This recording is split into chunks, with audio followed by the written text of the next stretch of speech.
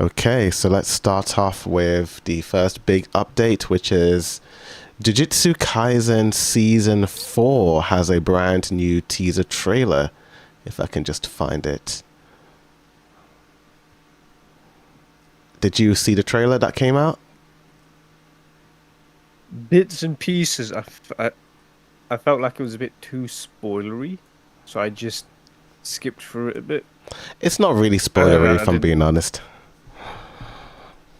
Oh, I beg to differ. I'm seeing fights that I didn't think were gonna happen. Oh, okay.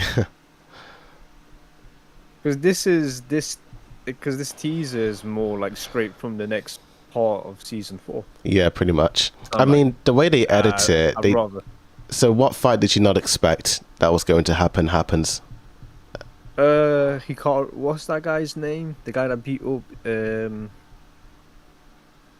a main dude, whatever his name is. I forgot his name for some reason.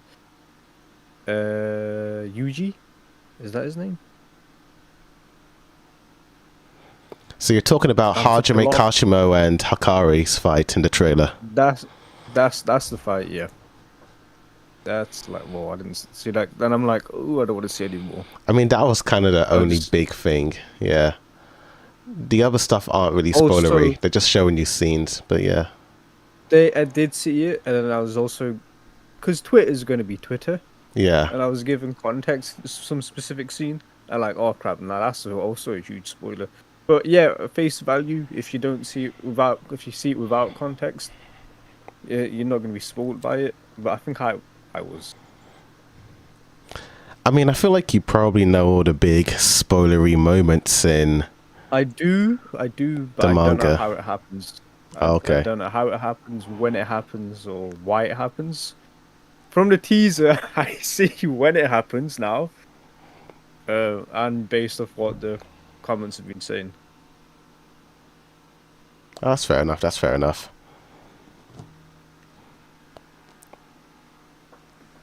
But are you, after looking You? at this trailer, are you hyped for it? No, I think I'm gonna drop the series now. To be honest, Yeah, I'm why joking. not? Just give up on Of it. course, of course, I'm hyped for it. But this dude, I don't think I've been hyped for an anime since Infinity Castle, man. Because anime for me is just two animes now.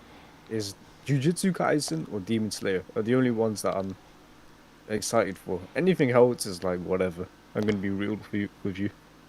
Oh, that's fair enough. For me, in terms of animes that I'm hyped to see, probably Chainsaw Man for me. I'm really curious to see what that's all about. Because JJK, I've read the manga, so I know where this is all going to lead up. I know the ending of all this, you know. Ah, that's fair. Yeah, Yeah. that's fair. Also, Chainsaw Man, same. Like I don't know anything about it, but it still doesn't interest me as much as Jujutsu Kaisen or Demon Slayer. oh, that's the exact opposite for me. Like, for me, Chainsaw Man interests me far more than JJK and even Demon Slayer to an extent. In terms of the narrative. Because with Demon Slayer, I kind of have an idea as to how it's all going to end in my head. Yeah. But with Chainsaw Man, I'm like, how are they going to wrap this up? I'm really interested. You know, there's still some mysteries with that show that I'm quite eager to see. Also, One Piece as well, but I'm in a weird place with One Piece where I don't know when it was, but I just am like, I prefer binging it over watching it weekly. Even the manga, I'm like, I would It rather just can One wait. Piece. It can get a bit exhausting watching it weekly because you will notice the drop in like the pace. Yeah.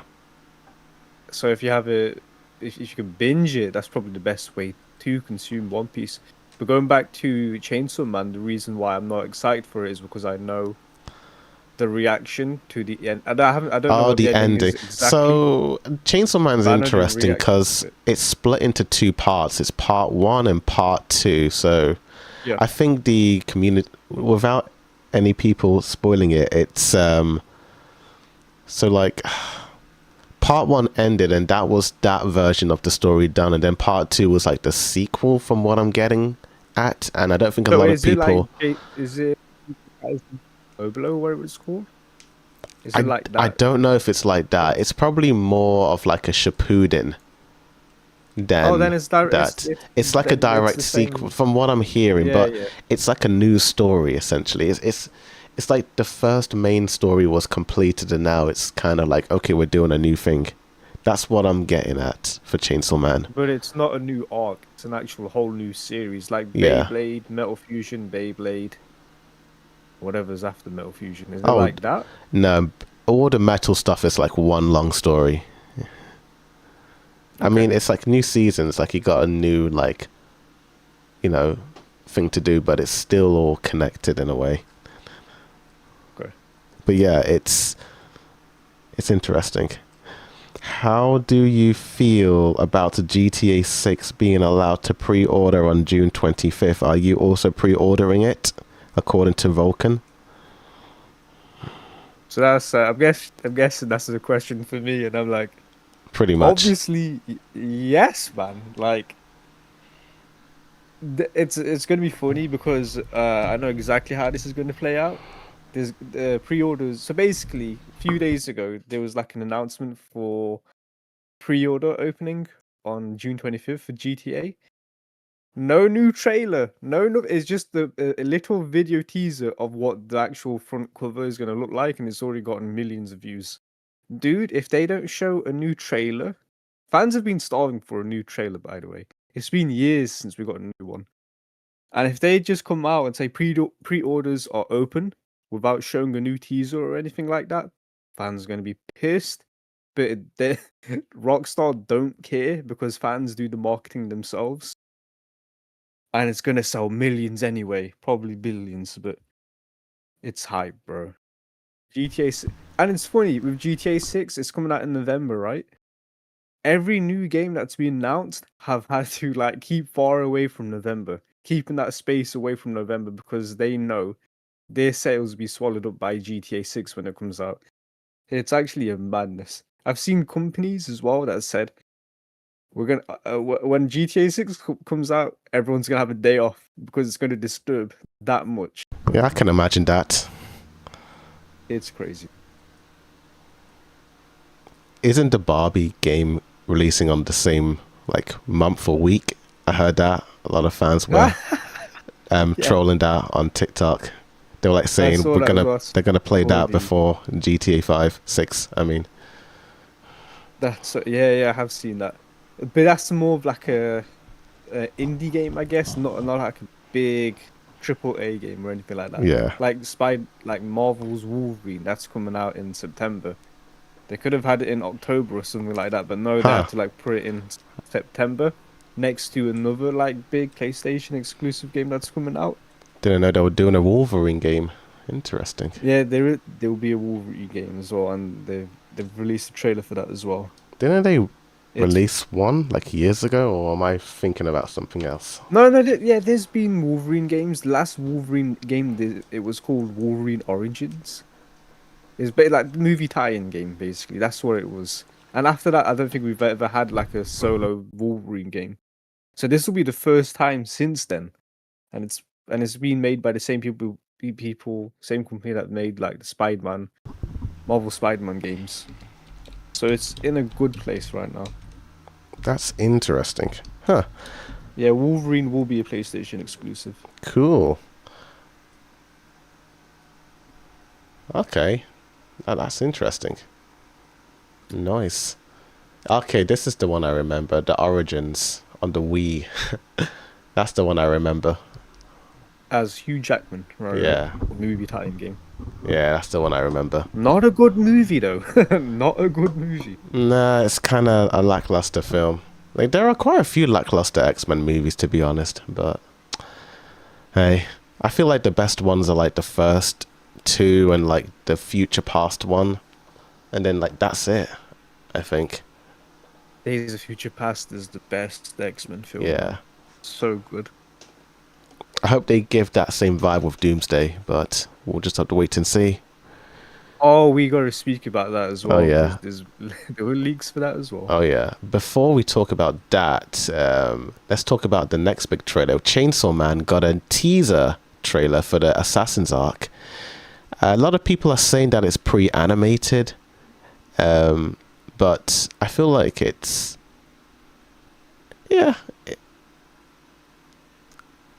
I can somewhat imagine that because I know for season 1 they pre-animated the trailer, so I'm guessing they're still in production. They're not quite finished with it, so I assume it's going to come out mid 2027. And it's, the movie just came out as well, right? So it's Yeah, pretty soon, surprisingly, that we're getting like a teaser for the next season of Chainsaw Man. We've still heard nothing from Demon Slayer, nothing but, at all. But Chainsaw Man, like, yeah, you know what? Movie's done. Now here's what we're working on next. Here's this trailer. I like how they kept the same art hopefully- style as the movie because I much prefer that Yes, style. I'm happy with that, yeah. I'm very confused. Is this Arky in the trailer? He has a beard, so I don't know if it's him, but it looks like him. Ooh. It does, I don't know, yeah, who you're talking about. It does look like him. Yeah.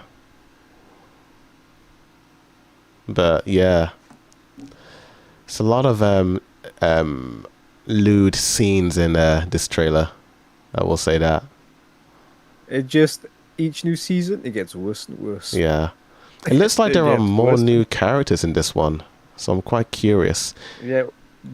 Yeah, they did kill off a lot of people, so Yeah. definitely have to kill off. I mean, like, bring in new characters. Looking at the trailer, it does look like Denji might be taking a back seat in this season because he's not really in it as much. It's just all these other new characters that are in It's it. called the Assassin arc. Yeah. What do you think will happen?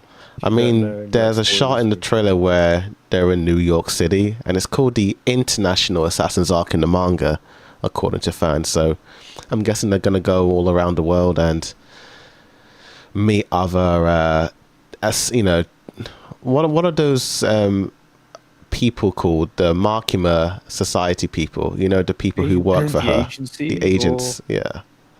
I'm not 100% sure myself, to be honest. But it looks like they're going to meet more of them around the world, not just Japan.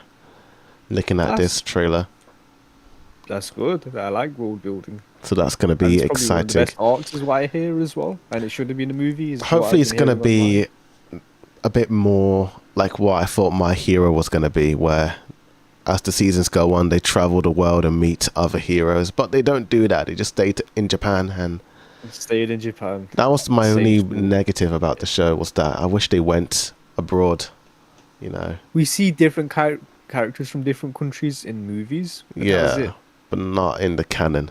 We did get the American hero showing up in the TV series, but that's it. Like, come on, let's see the other side of the world. But no, didn't. And also, there's a character in this trailer that looks a bit like Reze, but I don't think it is her. But it looks like her, like the eyes. Yes, dude. But she's eyes. dead. But she's dead. But it did look like her. I don't know what's going on here. I noticed that too, but I'm like, nah, that character isn't here, so it's a different character. Yeah. But no, you picked up on it as well, so yeah, that's funny. So I have no idea what's going on there. As an anime only, I'm very excited to see where this all goes. That's very interesting. These trailers are getting a lot of views online, like 9 million views on the Chainsaw Man. Like JJK, how many views does that have? JJK 14 million. Oh wow, popular animes they are. Very popular animes. Yes, the big two right now. The big two. I don't know what's the third one. Minus Demon Slayer, but that's a movie. Probably Solo Leveling.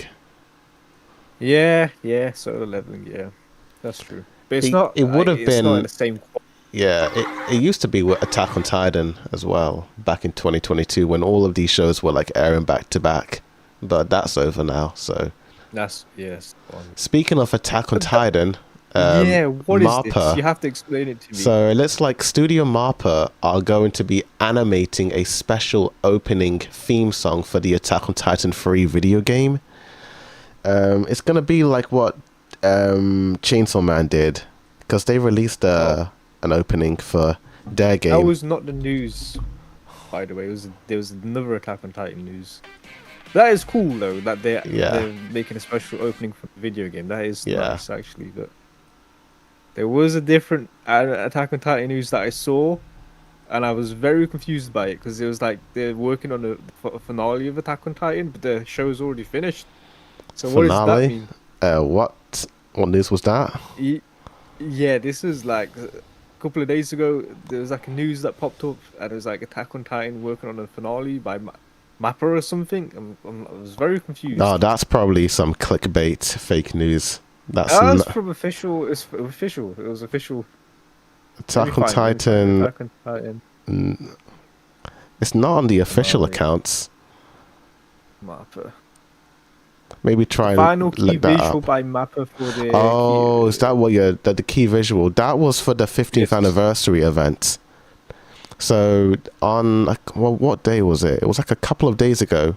No, yesterday actually. There was a special MAPPA event where they basically released the JJK trailer, the Chainsaw Man trailer, and just updating fans on the Attack on Titan game. And to prepare for that big event, MAPPA released 3 key visuals, one for Chainsaw Man Resi Arc, one for JUJUTSU Kaisen Season 2, and one for Attack on Titan Finale. It's just a special event illustration of Mikasa walking up on that hill.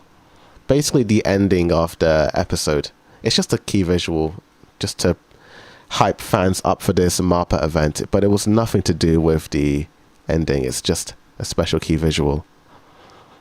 Fair enough, yeah. I was confused by that information, but that makes sense. Okay. That's pretty much what it was, yeah.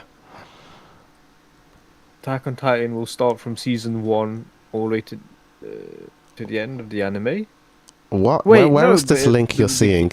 I want to see this link now. Oh, you're on about the key visual? Yeah, no, the link that you were reading. Or the post. I'm kind of curious now. Put it in Discord for you. Alright, let's have a look. Oh, it's Reddit. No wonder. No, but it is the official. Official Attack on Titan final season key visual by MAPPA. Yeah, it's the 15th anniversary event. Yeah, because that's the last thing they made was the final season, so it's just that. The games, but the game's already covered season 1. Why are they doing season 1 again? Apparently, AOT3 game will start from season 1. It does look like that because you do see Eren facing the Colossal Titan in that game. This is the 3rd game. We've done that, like the first 2. That's a bit boring. Maybe because the visuals were pretty dated in the older games, so they want to. That's true. It could be just a flashback because most of the scenes are the rumbling and the battle in Mali. So I'm not too sure if they're gonna do all of that. But yeah, it does look like, I don't know. I don't really know. You know. Yeah, it's been a long time, so that's probably why they're doing it. But yeah, possibly. And it's cool though. If it was available on Android phone, I would buy it, but it's not.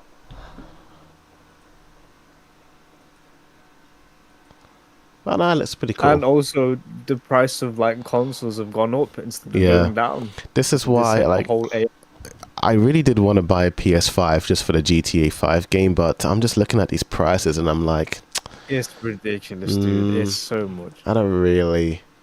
I mean, keep your eye out in 5 days when they announce the pre-orders. They might have like a special PS5. Anything over £200 is too much for me. Yeah. I don't think that'll ever happen, to be honest. If it's £200 or lower, then I will buy it. But if it's anything over, then nah, I'll probably never. That's why I never really got into because I used to, but as the prices increased, I was just put off by buying games. I would consider in the past gaming to be a hobby. Now it's a luxury thing. Yeah, I can afford it. Like back when I was a teen in like 2016, like I feel like that was when I was really playing games a lot and just buying them in the game store and just playing whatever was interesting. But now it's like, oh my gosh, I don't really. It's bad. Like, you'd have to be like rich to just play as like all the big games, you Yeah. know. Yeah. Or be like a games journalist and get free gaming codes. Yeah. Plus, I don't know where I'd find the time, you know. And That's also, another because problem. Games are way too long. I've got all these shows and movies to catch up on, you know. Yeah. And I'm still debating whether I should read the One Piece manga. So I'm like, oh, should I read that? And then there's what's coming out? Are you watching the weekly Attack on Titan anime? The weekly Attack on Titan. Isn't that a show done? Oh wait, sorry. Well, One Piece. Did you say One Piece? You're debating reading Oh One no, Piece weekly? yeah, the is what you said? manga. Yeah, reading that manga. I'm debating whether or not to read the manga or just wait. Are you watching it? Are you watching it weekly? Sorry. Oh no, I haven't started the new arc Oh, you yet. haven't started, because I would say it's not that far from where Egghead is. Okay, in that case, I'll just wait for the Oh, dub no, to come out. Sorry, no, I'm thinking of the volumes. That's why, because I read the One Piece volume and it doesn't go that far. Never mind. Okay. Never mind. I just completely forgot about the other 30 chapters that have been released that isn't in volumes. My bad. I will say this: I'm very surprised that I haven't been spoiled on anything One Piece related. I probably saw I probably saw one image of Shanks, but apart from that, like, when he nothing. looks all fancy and everything. Yeah. I don't know what that's all about. I thought it was part of like a special promotion for like a card game or something, but it looks official. So I don't know what's going on there, but there has been so much juicy stuff that happens in this arc. I am surprised. I am baffled. You've not been spoiled yet. I haven't seen any spoilers. Like, my For You page is... It's not really One Piece, if I'm going to be honest. Yeah, I probably get updates on the Wit Studio remake and the live action, but I haven't seen any, like, spoilers for, like, the One Piece manga at all. Wow. Yeah, honestly, like, the more I think about it, I haven't really seen any spoilers for any big running series. Like, no spoilers for Solo Leveling or even Chainsaw Man. Maybe except for the ending of it. That I've seen images here and there floating around the web, but no, I haven't really been spoiled on it. I will say, if you haven't read Jujutsu Kaisen, you definitely would have been spoiled. Oh yeah, I that's why I read it, because I did get spoiled. Yeah, so I had to read it. Jujutsu Kaisen, more than anything, has been awful when it comes to spoilers. Yeah, that's like a terrible show when it comes to spoilers, which is very unfortunate. Yeah. Very unfortunate. I would have liked to have just watched the anime not knowing anything, but the spoilers were just... It got to the point where I knew more about the story without reading it. So I was like, let's just read the manga. It was fine, you know. I do feel if I watched the show, if I would feel more positively towards the final chapters of JJK once it's animated. Yeah. But who knows? We just gotta wait for that. In other news, Toyotaro actually unveiled a 100th monthly illustration for Son Goku as Old Man Goku. I don't know if you saw that. Goku. Let me share my screen. Where's the disc? Ah, here you are. There he is. Thank you, sir. Old Man Goku, wow.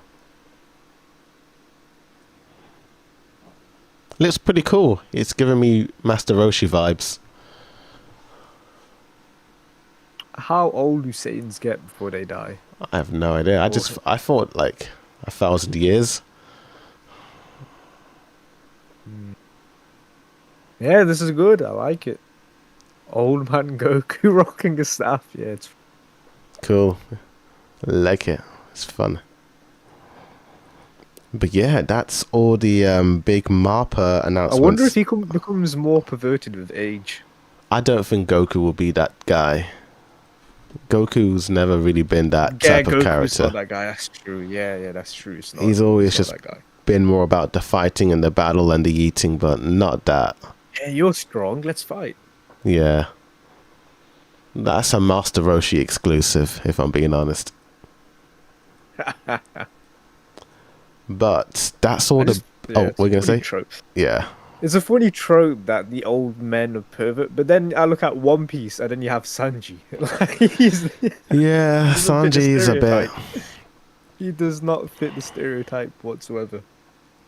Yeah, Sanji is just Sanji. I hope he like.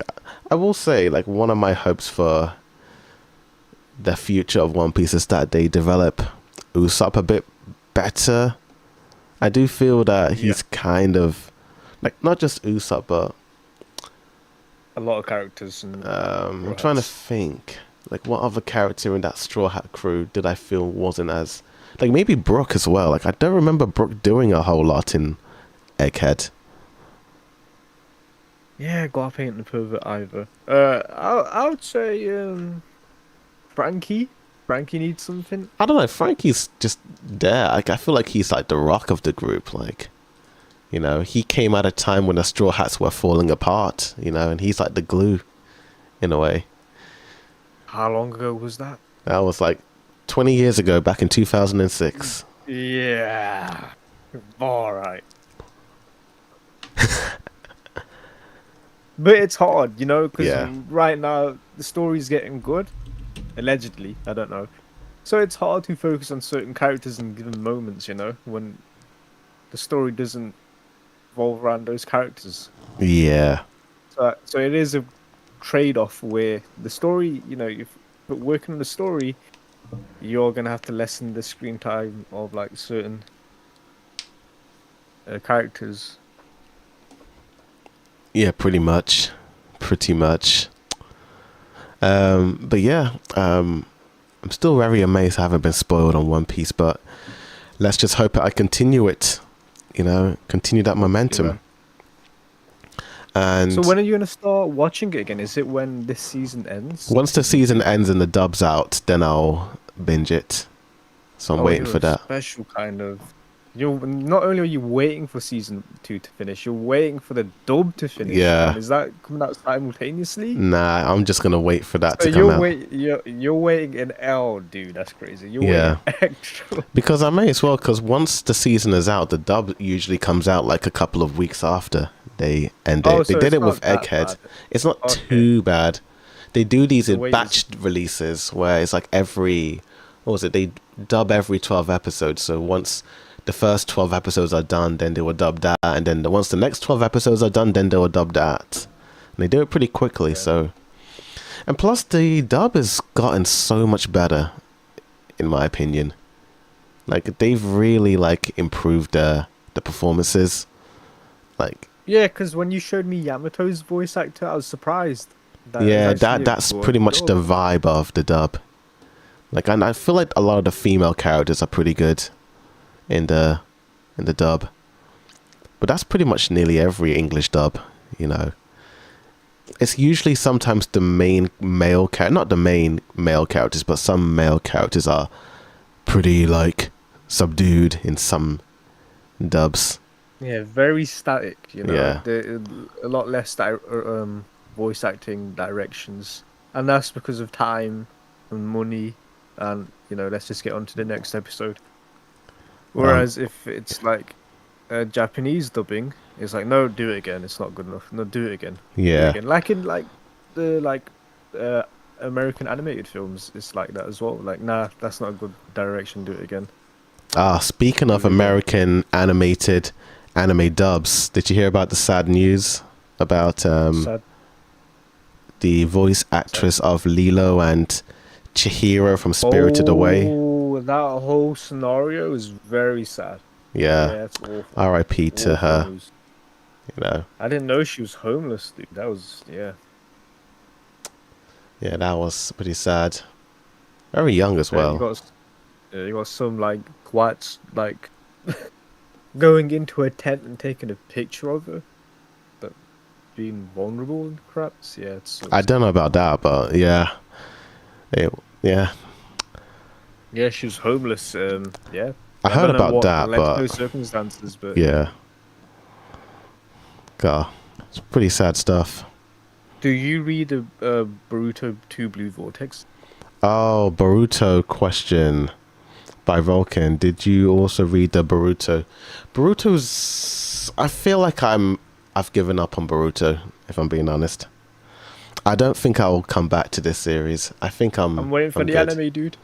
I'm Yeah, waiting well, for like the anime. once that comes out, maybe. But I'm just a little bit with the series. I feel like Boruto as a kid just didn't really hit it for me. But I'm seeing the 2 Blue Vortex stuff and what's going on, and I'm a little interested when he's a little older.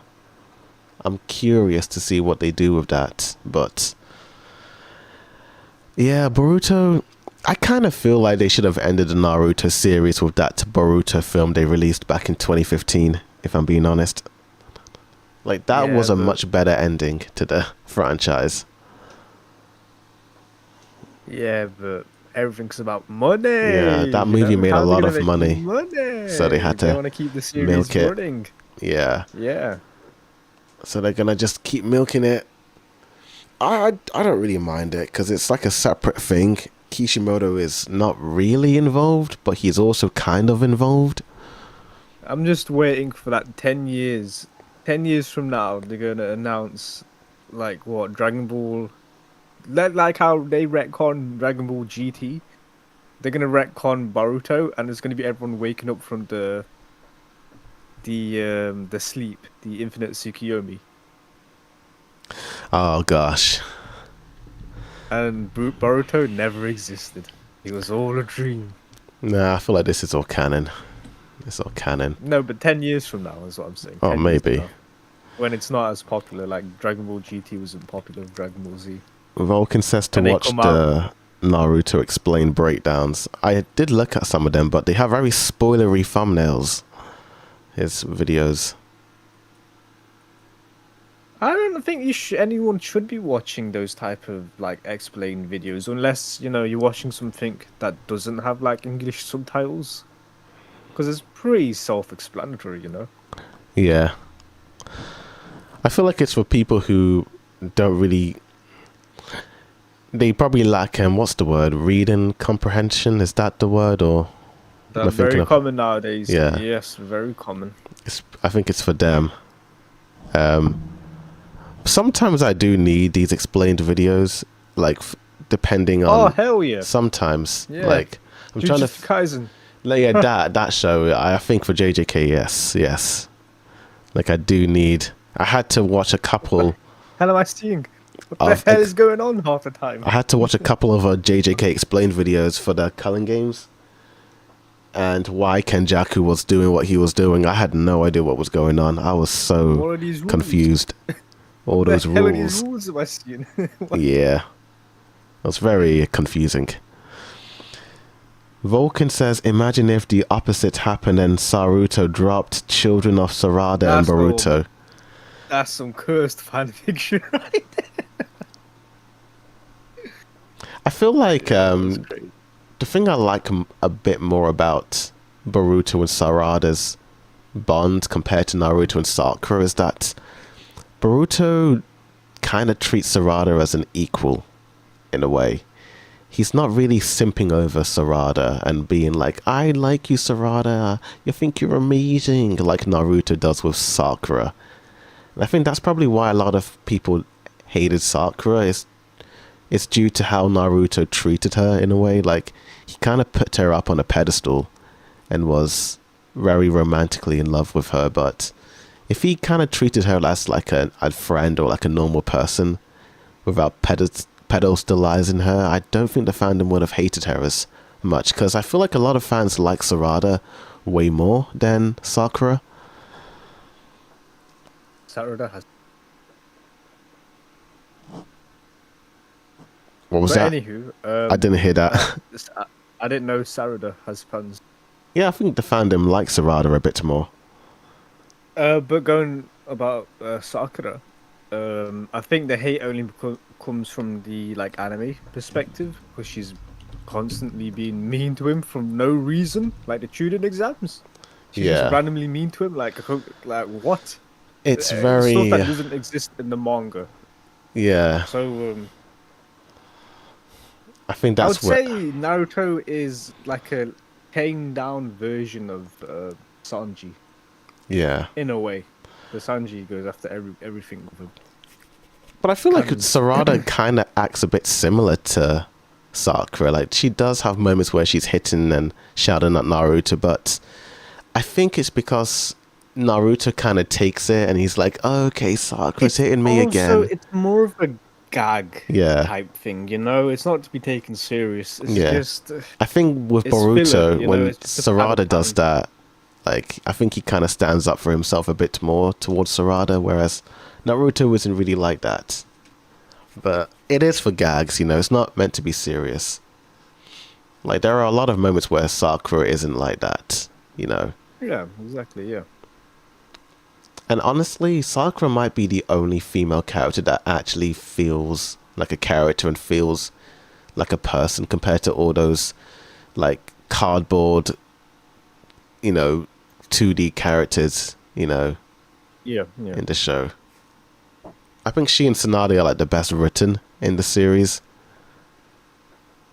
Oh, by far, 100%, yeah. Also, maybe a lot of the fandom hate her because she reminds them of real people that exist. Because I'm sure there is a girl like Sakura that exists, you know, who acts like that. Maybe it's, what's the word? Too realistic? I don't know. Too realistic for them. You know, maybe they're seeing a bit too much of real life when they see her. They're like, I've known a girl like that. I can't stand Sakura. It's probably like that. But, I genuinely don't get the hate because there is like conversations online with like, oh no, she's a useless character. no, I think that's a bit too far. she's probably more She's not the useful most than, important you know, some of the other main characters. in Nappa, to be honest with you. Yeah, way more useful than her. At least she actively does things to, you know, help push the plot forward, like saving Naruto, healing him, you know. Yeah, she's had huge moments. Whereas Hinata's just in the background and doesn't do anything. Vulcan says She Tsunade did. basically played the role of the mother for Naruto. It was more for grandmother because he kept calling her Granny Tsunade. But yeah, I kind of see that. I mean, Tsunade was like the grandma and Jiraiya was like the grandfather and Kakashi's like the uncle and But what's I his see name? point. It did take up those parental type roles because Naruto didn't have any parents growing up. Yeah.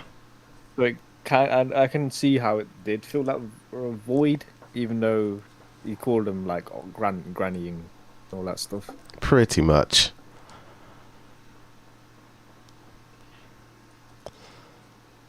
But yeah, that is Naruto in a nutshell.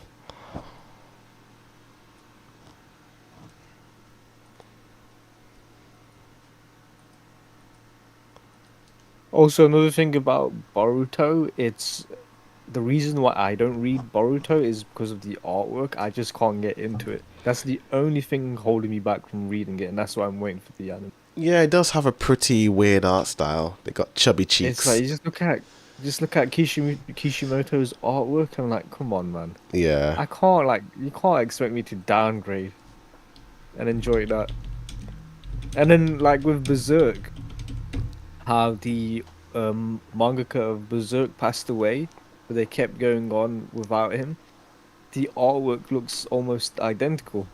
It's, you know, not at the same level, but it is pretty much identical. Whereas Boruto is just a completely different art style. Mm-hmm. Yeah, it is.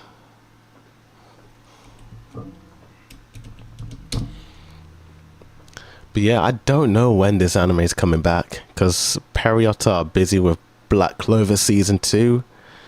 So Each maybe, time yeah. season.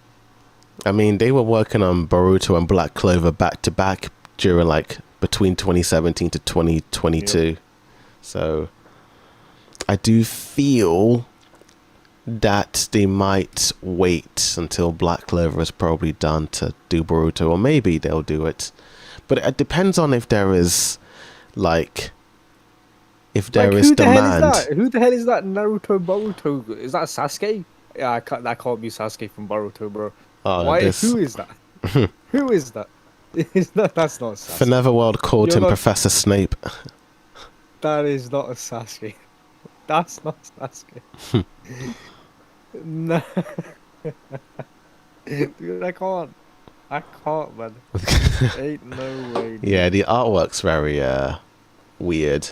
Even Konohamaru, you know, it's looking a bit strange. But yeah, I just gotta wait for the anime. Don't know when that's coming out, but I'm not really in a rush for that, you know. But I suppose what other big animes are highly anticipated for the future? We got Solo Leveling coming, who knows when? Maybe 2027 for season 3. Black Clover season 3 is coming out. Steel Ball Run for JoJo Bizarre Adventure, that's coming in October, so that's going to be New hype. Cyberpunk anime. I still need to see Cyberpunk season Edge 2 Runners. yet. Season 3 is going to be the final season apparently, so I might wait Oh, until then. what anime? Sorry. Cyberpunk. There's a season 2 already out. Yeah, for it came out a Cyberpunk? couple of weeks ago. It came out. Wait, Cyberpunk Oh, season 2 came sorry. out. I'm What? thinking of the other anime. I'm thinking of Devil May Cry. That's what I'm thinking about. Sorry. Oh, no, no worries, no worries. Yeah, that to be fair, My that is a bad. video game. I'm thinking anime. of No, it's this all good. show. Yeah, Cyberpunk has No, not all come good. out yet. My bad. This is what I'm thinking about. Say. Devil May Yeah, Cry yeah, season Devil May 3 is Cry. going to be the final season. That's fine. I actually liked season 1 for what it was. I thought it was cool. Yeah, Dragon Ball Super that was announced as well. The new arc. I'm actually hyped yeah. for that because I love that arc. DBS.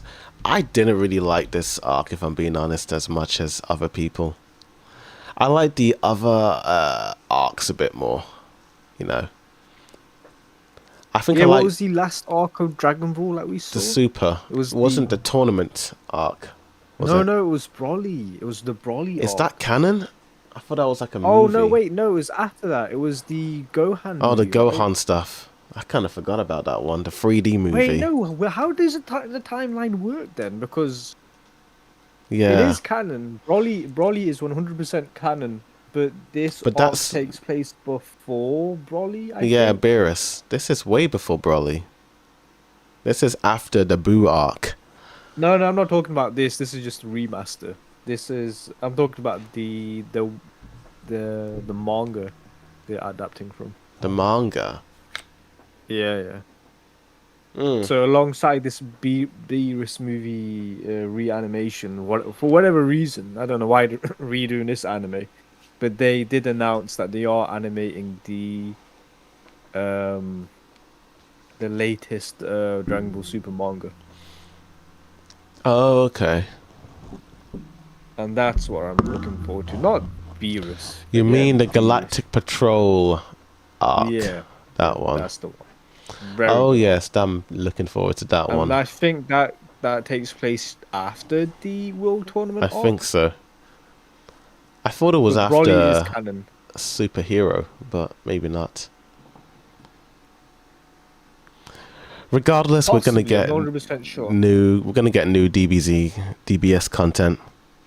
Yeah. Even though I'm looking forward to it, I don't think it's gonna hit the highs of like the earlier Dragon Ball arcs. I just feel like there was more but you'll be character. surprised with Galactic Patrol arc, because it certainly surprised me. Because I've liked the animation and like the super stuff with the movies and all, but I feel like the story is just not really hit as hard as like the earlier arcs. Like from Dragon Ball to Dragon Ball Z, I think that was really awesome. Even GT kind of had some interesting things, even though it was pretty bad at times. I did like the ending of GT quite a bit. Yeah, Galactic Patrol does happen after Tournament of Power, Vulcan says. Okay. Oh, thank you for that That's confirmation. very good to know. That's kind of what I thought. Don't know about the Broly film, but yeah. That's pretty good to hear. But honestly, if I'm being honest, I'm looking more forward to live action stuff than like the anime stuff. Like I think there's a lot more Dragon live Ball action Evolution? stuff happening that I'm looking forward to. Right. Yeah, no. Yeah, like the Odyssey Yeah. and Like, Spider-Man, yeah. Doomsday. But we'll talk about There's that a lot of yeah. stuff. We'll talk about that right after we talk about Yu-Gi-Oh and Beyblade. So Of course, yeah, dude. I only did.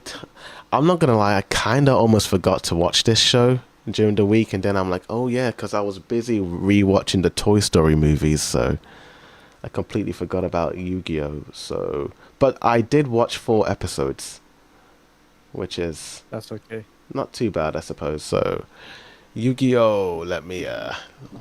So where was the last time we were at? I think you're It was nearing the end of the just current arc you're on. It was just after Yugi fought his pal, blonde New York guy. What Joey was his Wheeler. name? Joey. Joey. Hey, Hugh. That's It's it. like proper thick Boston accent. Yeah, that dude. So it's basically the Yugi versus Pegasus battle. So let me read my notes.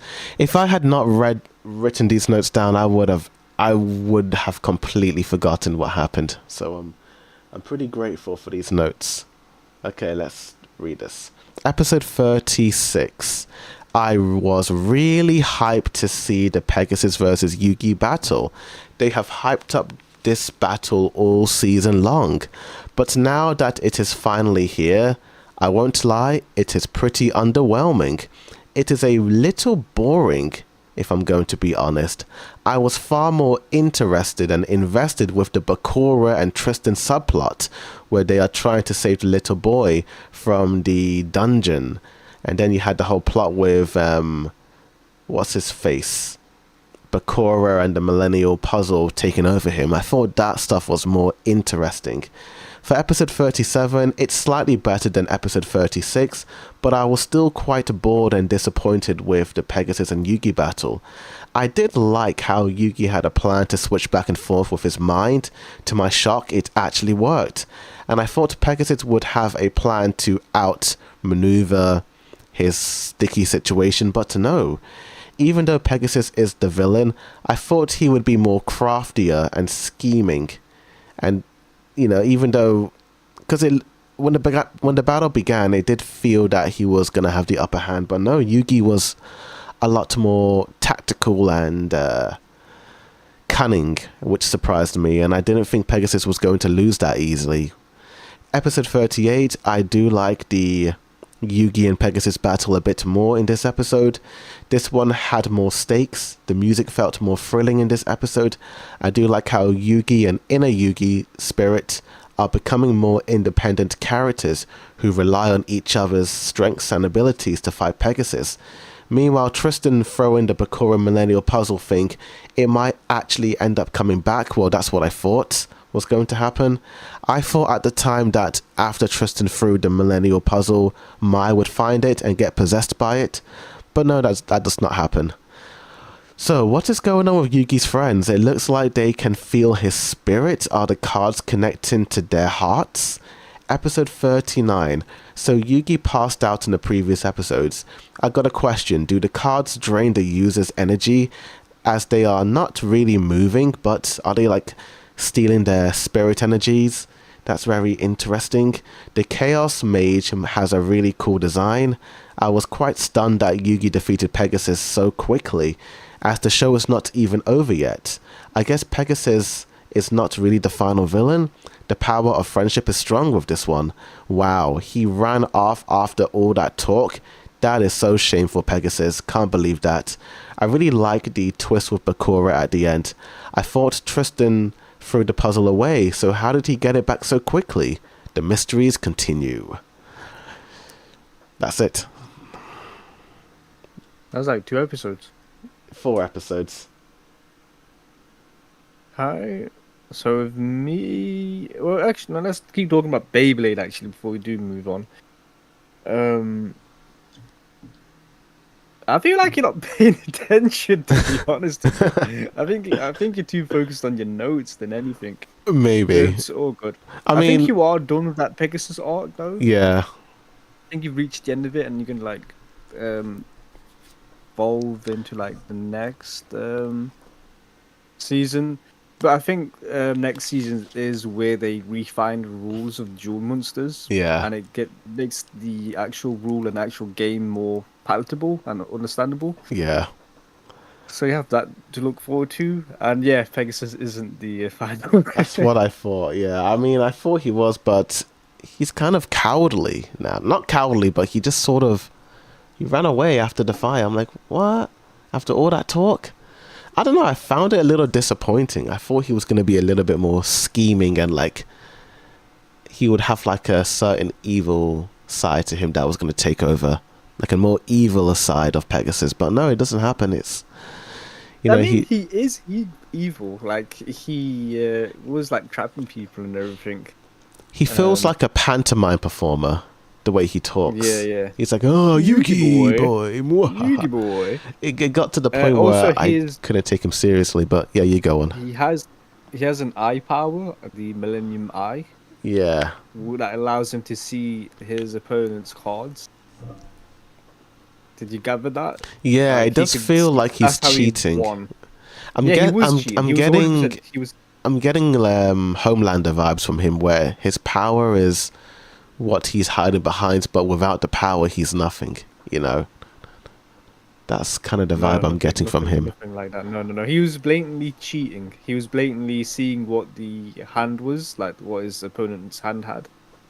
So that's why Yugi was switching places with like Yan Yeah. Yugi and Yugi, because they don't know what cards they have in each other's hands. and Yeah, they have it was faith, they that have was a good trust in each trick. other. Yeah, that was a good trick that they did pull off. They through Heart of the Cards or the Blade of Spirit, they just Yeah. beat Pegasus. I don't know. I guess I just didn't have much to say on these episodes. You know, I mean, they weren't awful, but I wasn't super invested as much as I thought I would be. Yeah. I don't know if that is No, the it's fault fine. of it being like an earlier arc and it's just setting us up for something big. I think it is more of an early arc, but when I watched Yu-Gi-Oh, I was invested from the get-go. Oh, But I really? don't know if it's because I was but I don't know if it's because I was playing the games before the anime, so I understood the rules a bit better and like how like what card what does what trap cards do, what spell cards do, what polymerization does. So I don't know, because I knew that. I've played Yu-Gi-Oh in the past before watching the anime. So how old So I were you guess when that you helped. started watching the anime and playing the I cards? would have been in would it been 17 when I started watching it. So this would have been a couple of years after it stopped airing. Interesting. Okay. So it would have aired when I was around, I want to say, primary school. Interesting. Around year 6, I would have been 10. Is when it was airing, but I didn't watch it because I found it boring. Maybe But that's I why was, you are a little bit more invested. It's maybe because you played the cards before the anime that got you more hooked in. Because back then the big three was Pokemon, Beyblade, and Yu-Gi-Oh. Oh yeah, yeah, that was like the big ones back in the old days. So even if you weren't watching the anime, you would definitely be playing the card game. Because when you buy like a booster pack, not a booster pack, but more of like a Yu-Gi-Oh structure deck, right? When you buy that, you get like a little what's it called? You get like a play mat, and you place your cards on it, and then that's where you play Yu-Gi-Oh. Basically, it's very fun. It was like £8. It wasn't that expensive, and yeah, it was just the card game itself was very addicting and very easy to learn. Interesting. So I'm just wondering, maybe having more knowledge of the card games beforehand helped. Yeah, with your that's why I wanted to play with you. For interest. a long time. Because I'm gonna be honest, I guess I'm not really into these styles of Because if you're shows. not into the card game, the actual, because it is a card game anime. If you're not interested into the actual core, it's like watching Beyblade and you don't care about Beyblade. Because I remember it's- I did try playing those card games like a couple of years back, and I just couldn't get into it. I was like, I see the appeal, but it's probably not for me. It's probably for someone else, you know. Yeah, if you're not into like strategy games and stuff like Yeah, that, 'cause that's that- what I like yeah. most about Yu-Gi-Oh Okay. is the strategy. I think that's it. I'm just not into that stuff. You know, I never really grew up on it. Like whenever Pokemon was on TV, I just turn it off and put on Tom and Jerry. You know, I never could I get would into say that. Pokemon is the closest thing to Beyblade, if anything, Yeah, I don't know. I'll be honest. because they're both Yeah, screaming at each other's like yeah. Pokemon slash Beyblade, like, hey, slash Pegasus, do that special move, or Pikachu, use that special move. It's Do you very remember? similar, man. Was it Battle Dimension Pokemon? Like I remember the theme song for that. I tried getting into that show, and I remember sitting down just watching it, being like, "Okay, I'm gonna try and watch this show." I'm like, what, 15 years old at the time, and I just couldn't get into it. I was like, ah. eh." No, I'd say it's hard. Like when you're at that age, getting into like a show that's past your time. Yeah. Like with me and Beyblade, it is. I am finding that moment of like, this is too childish for me, to be honest with you. Oh yeah. But It is. I'm sticking with it. Yeah. I mean, I'm gonna stick with Yu-Gi-Oh as well because I still want to know what Bakura is. I think the Bakura stuff is the most. It's the one thing that's keeping me hooked. If Yeah. I'm being honest, like, Yu-Gi-Oh will go places where you're like, whoa, okay, I didn't expect it to evolve and plus, that I far. don't mind watching like 2 episodes a day or like every other day. It's like what, 40 minutes. It's nothing, you know. So you know, it's better than doom scrolling on TikTok, I suppose. Tell me you're doing that, have you? Oh yeah. Look on TikTok. Oh yes. Oh, oh god. Okay. All right. Let's get into Beyblade. All right, because I've watched 6 episodes, 6.5. Oh, so where was the last episode Um, you were at? um, what's his name? Jinga. I think he unlocked his new special move because it looked sick, Episode and he beat the 30. So what 30. episode? Yeah, 30. So you were at episode 30. Yeah. Oh, with Taru, and you're now at episode 36 or 37 35. is what I'm on now. 37 is what I'm on. Wait, I'm really so let me see what episode 31 was.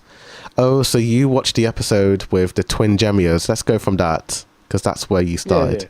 Yeah, yeah, Okay. exactly. Yeah. So this is like a Kenta episode, and Kenta episodes are my favorite because I Oh think yeah. this character has like he's not the best Beyblader, but he's trying hard. You know, he's putting in effort. He's putting in work. And he's up against these two characters. Very Jedward. annoying. Oh. But these two characters, Yeah. right? Yeah. Isn't this just cheating at this point? Yeah, How it kind of two people are is. just like controlling one Beyblade. But it Yeah. goes towards Kenta's advantage because they kept going back and forth with each other. Yeah, like having no, two I wanted to go bladers. to defensive mode. No, let's go into attack mode. So they were never in sync. Maybe we'll see them return in the future and they'll be in sync and be on the same like side eventually. But right now they're not on the same team. And then Kenta just whoops their ass. Also, funnily enough, this is also the same episode where you and Tsubasa shows up and they're like, "Oh yeah, Tsubasa's in the dark." Was it the Dark Nebula? They're in the Yeah. dark. This is the worst kept secret of all time, bro. Why would they so like? Oh, they know about the Dark Nebula. Oh, no, how did they know? Bro, they got people walking around saying they're in Yeah. the Dark Nebula. It's It's a pretty bad. terrible kept secret. It's pretty bad. Terrible kept secret. Next episode. The Stormy is Battle like Royale. Right, which I hated. So I'm like, basically, really, we're doing another battle royale. it We was just had all a battle royale on. yeah. It was all 6 characters like battling. It was Hyoma, Kenta, Yu, Kyoya, Tsubasa, and Jinga, all battling. Yeah. So you didn't like this episode? I didn't like how they changed it into a battle royale because I think the writers were like, "Yeah, do you know what? Let's just get this out of the way. It's just some random duel. It's not going to mean anything anyway." Because this isn't the main duel. This is still a tournament working up to 50,000 points, and not everyone has 50,000 points yet. This is what this tournament's for, and I don't want to like spoil like these one-on-one battles this early on, which makes sense. And this character Jinga's childhood friend. I Hyoma. hate him. You don't like him? I hate him so much. What did he do? He speaks like this. Jenga, you are the best. He's got a heart of gold. There's no one like Jenga. If anyone can do it, Jenga can. I'm like, put a gun to my head right now and just end it. It's so painful, dude. It's actually so painful. That's when you funny. see it.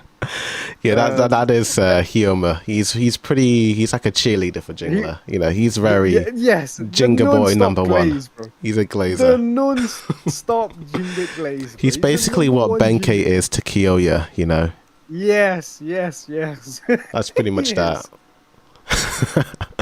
I actually forgot how much of a glazer he was until you said that. It's so bad. Like they will just bring up they will have like a random topic and then he has to bring Jinga into it. He has to bring Jinga into the conversation, even though Jinga has nothing to do with the conversation. I'm like, all right, dude, come on. Now. I will say, yeah. Do you know what? What are you gonna say? Oh no, go on, carry on. I was gonna say that when this episode came out, this was actually at the time my favorite episode of the show. At the time of when it was airing for the first time, because I just like how all the characters are fighting one another. Like you don't know where it's gonna go. Like you see you and Jinga fight, and then Kyoya butts in, then Tsubasa butts in. It's so chaotic, and I think I like that about the episode. It's chaotic, but for me, because I'm like keeping track on who, like literally, I am keeping track of who's beating who and who's like who has the better win-loss record. Yeah, there's only like 3 characters in this group, the group of 6, whereas like the only standouts is Jinga, Yu, and Tsubasa. Tsubasa has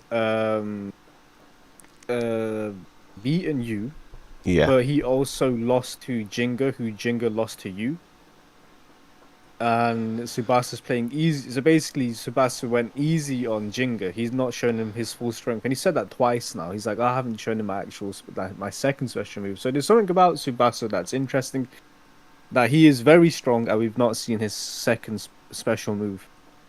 And then we get to that moment, that big moment in this episode where Yu activates his special move, where he just turns the arena into sand, which is crazy. Still the craziest move in Beyblade, to be honest with you. And then Tsubasa, did we mention Tsubasa's Beyblade? It's called Earth Eagle. Yeah, not a star sign or anything like that. It's actually called Eagle, which is just I'm interested by that because there is another Beyblade that shows up in the next episode that isn't a star sign either, and I think it is my favorite Beyblade. Oh, nice. So yeah, Yu activates his special ability, turns everything into sand. Tsubasa tells the Eagle to like reverse into the like out, but come back. The air, like he's going against the Air Force, so he's not like getting sucked in by the sand or something like that. And then this moment was actually sick. Jenga's like, hell no. Hell no. I'm not losing to you guys anymore. I can't lose. If I can't beat like Ryuga, I'm not gonna like. He's just angry and pissed, bro. Like this is like the Jinga of old, where he's always smiling and laughing. He's dead, buried, gone. He's just angry and he's like, I have to beat Ryuga. That's literally on his like mind at the moment. Yeah, and he didn't beat, like he takes out both Yu and Tsubasa, but also his own babe. It was actually probably the coolest moment in this episode. That was awesome. I like that scene. Pretty sick. And then, like, unsurprisingly, he got himself eliminated because he hasn't controlled like this second special move. Yeah. So this is only the second time he's used it so quickly as well. Yeah, pretty much. And then who's left? It's Kenta and Kyoya Tatagame. And this is bullying, bro. Like, come on. Yeah, Kyoya's he not sees very. Kenta all alone, and then he just kicks his ass, and then he starts laughing like he did all the hard work. Shut the hell up, Kyoya. Like, you're the second worst duelist in that pack of 6. Dude, get the hell. Yeah, I'm just Kyoya's laughing and cheering. it's pretty unlikable, you know. And then also in that episode, we see some Oh mysterious yeah, masked figure almost as forgot about well, that. blonde hair. My initial thoughts, I'm like, is this Yu's dad? Like, because Yu's like a literal child walking around unsupervised. I'm like, oh, is this his dad? Is this like, is he like keeping an eye on him or something? Whatever. So that happened. Very interesting looking character. And then next episode, we see Krabby, and I shudder because I want this guy to die. I hate Krabby. And then um Krabby puts on like a disguise and he tries to steal Jinga's points so he can like enter the 50,000 point tournament. And then Jinga chases Krabby, and I'm like, in my head, I'm like, oh, this. Anytime Krabby shows up, it's a terrible episode because Krabby's the worst character of all time. I hate Krabby. I hate the voice actor behind Krabby. I hate the jokes that Krabby does. I hate it, hate it, hate it. And then by my surprise, so quickly, just by showing up from last episode, this Phoenix guy shows up, and then he like steals back the Jinga's points. I'm like, oh, okay, this is interesting.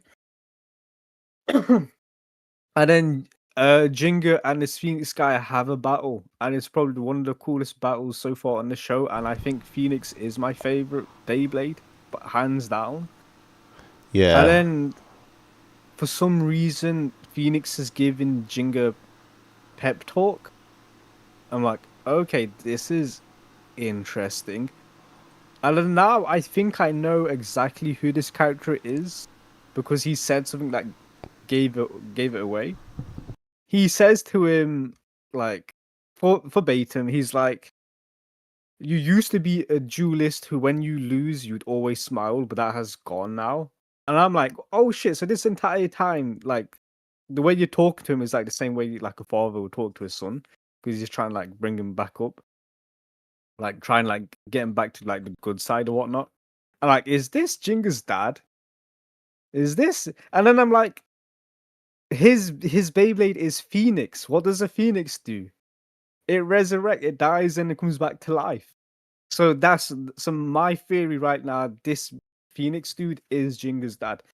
But then the second question is, why is Jinga's dad dressed like that? Why is he wearing a disguise? Why is he wearing a wig? It doesn't make any sense. But I think it is. I'm 99% sure it is Jinga's dad because of like the pep talk during that fight. And then, most surprising of all, he's like, "Listen, you got these 50,000 points." Nah, he destroys it. He destroys the points, and he's like, "You have to start from the beginning. You have to get these 50,000 points again, but with a better attitude, and that will increase your blader's spirit," or something to that effect. And Phoenix beats Jinga's Beyblade Pegasus, and Jinga has to start from the beginning. oh man, I was 0 points. devastated when I saw this scene when I first watched it. It was so sad. It was sad, but he's right, because this is not the Jinga of old. This is not the Jinga who smiles when he loses, you know?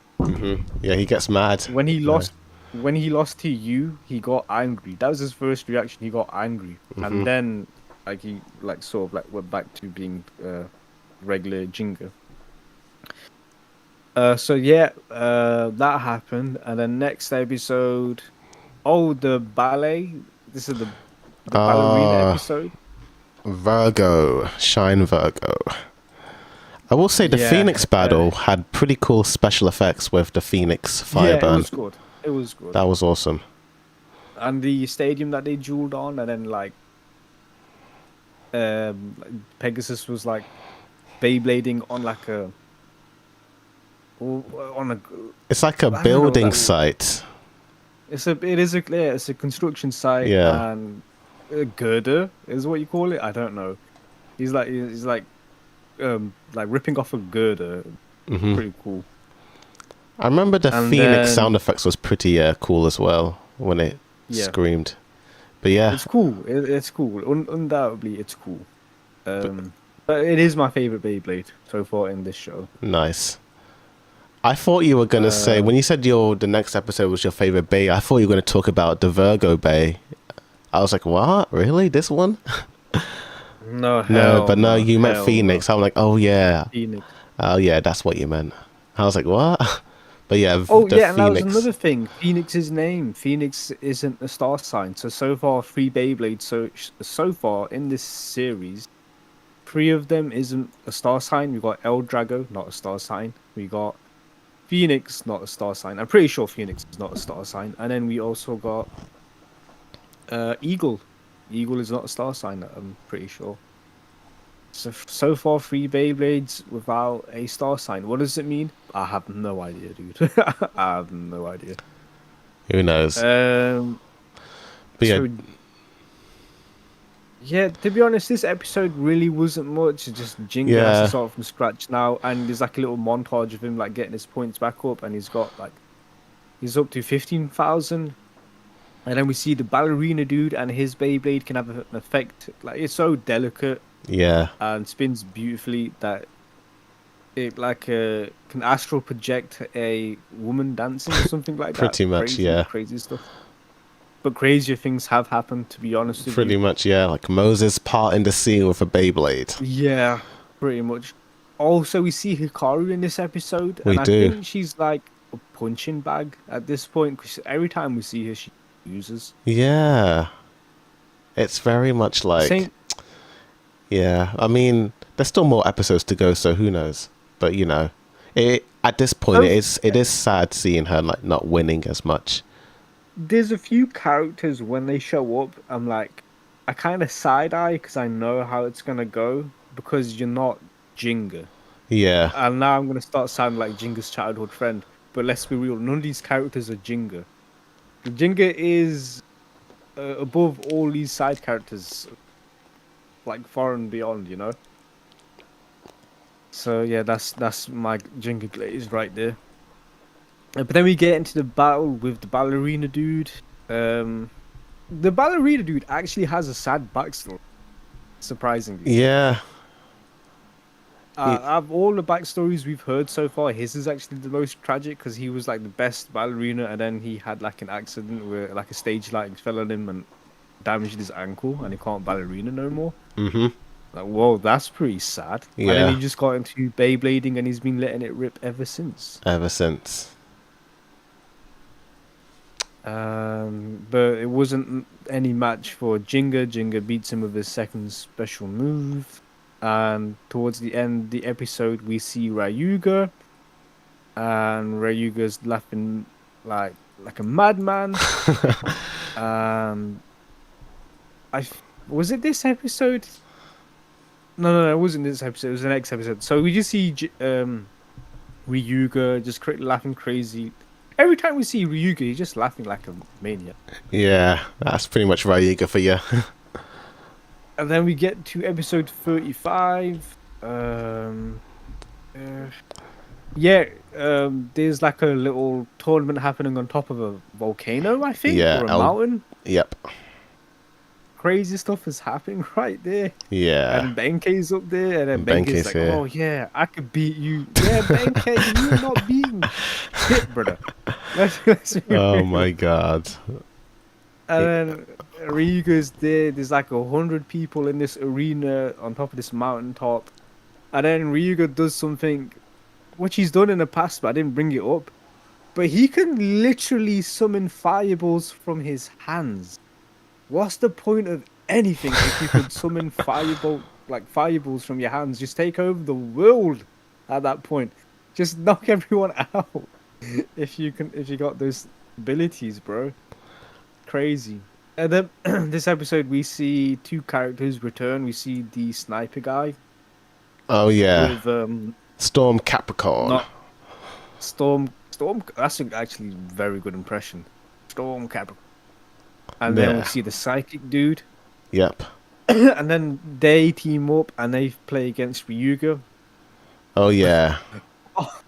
This is another thing that I forgot. I actually forgot this as a thing. Tsubasa is watching. So in the back on the mountaintop, Mhm. he's watching Ryuga duel. And Yeah. Tsubasa's like, oh, his Beyblade can rotate to the left. And I Yeah. just laughed because it's so silly. That whole concept is silly. I'm sorry, Yeah. it's silly. And then when he's battling Storm Capricorn and then the other guy, they also mention it. Oh, his Beyblade is spinning to the left. Yeah. I mean, And because, then yeah, I mean, no, I don't think it's very rare for a left rotating bay to exist because they all spin to the right. you can make one that can spin to the left. I don't think it's that difficult. Nevertheless, we see Ryuga summon his like fireball abilities, and then he beats both those two losers, or whatever. Oh, yeah. And then we see what's his name, the Doji. leader of the group, Doji. He's like sipping on orange juice, and then he's talking to his cactus. He's got a weird cactus. Yeah. It's a very And strange then we guy. see Tsubasa sneaking around for some reason. We don't know why, but he's sneaking around.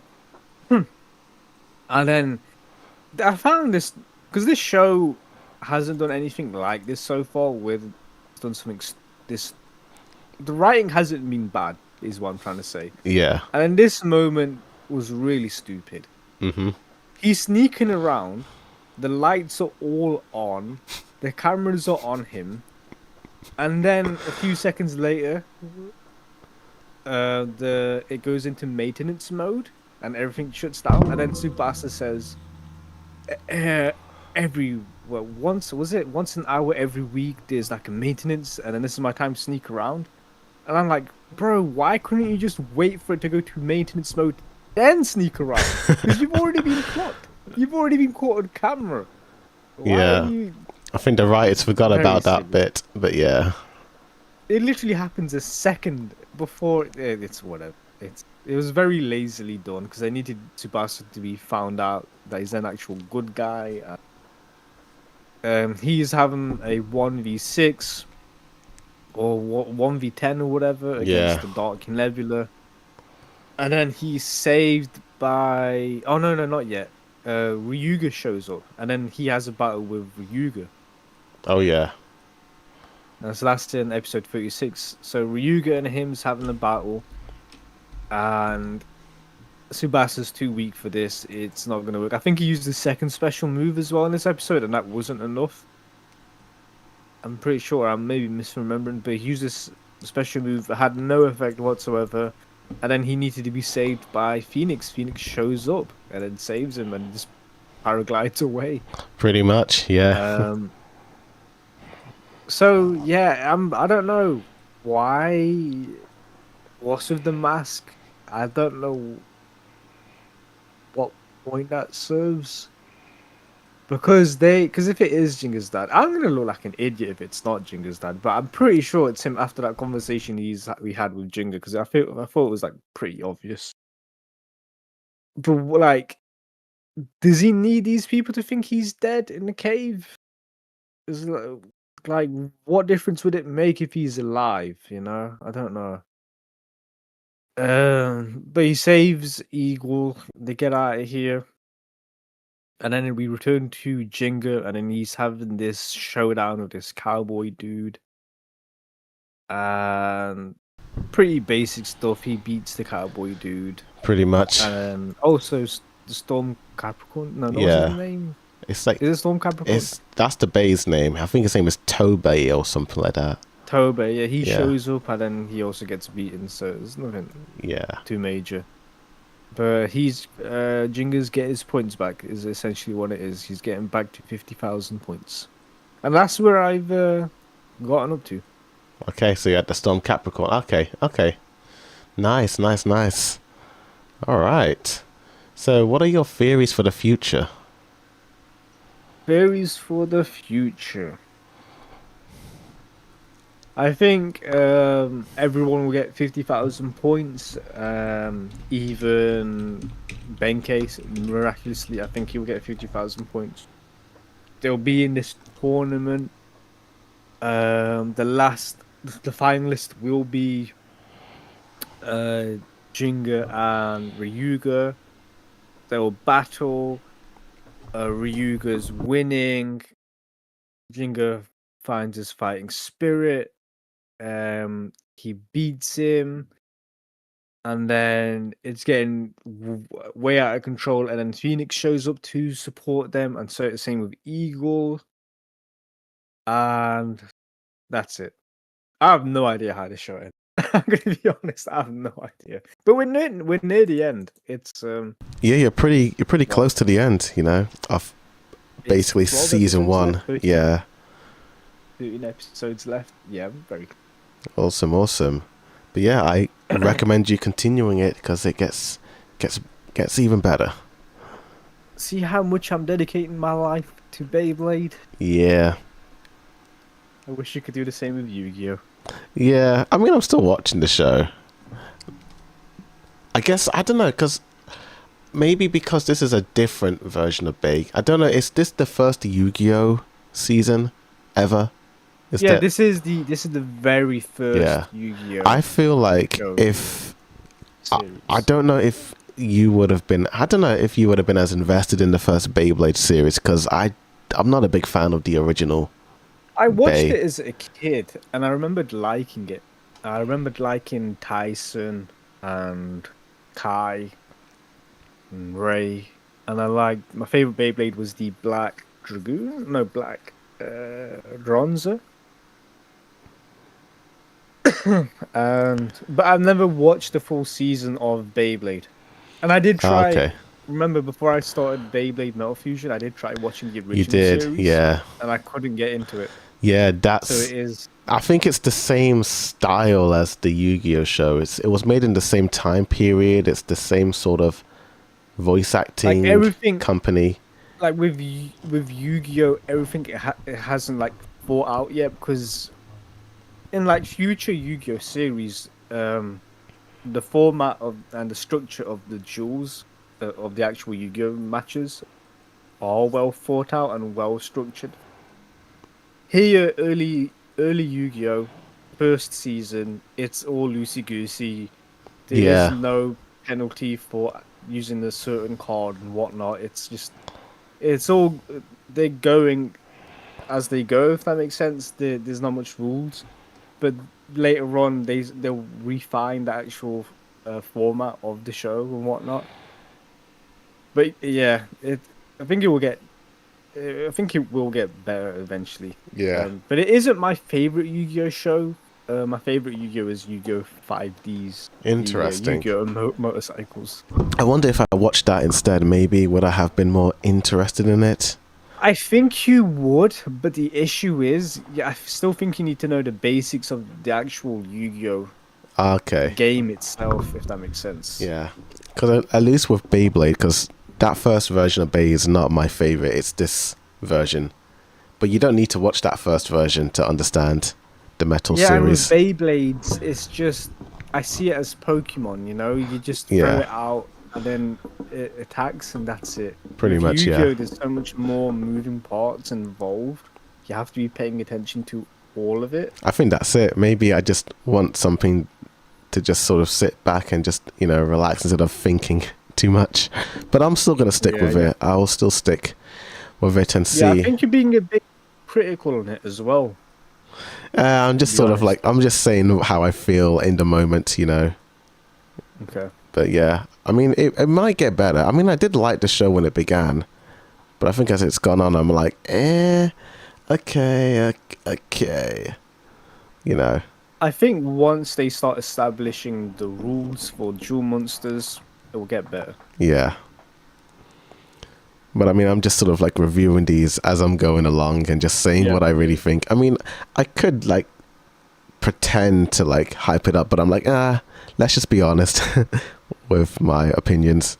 But yeah, I'll still continue with it. I mean, I'm hyping up Beyblade. Oh yeah.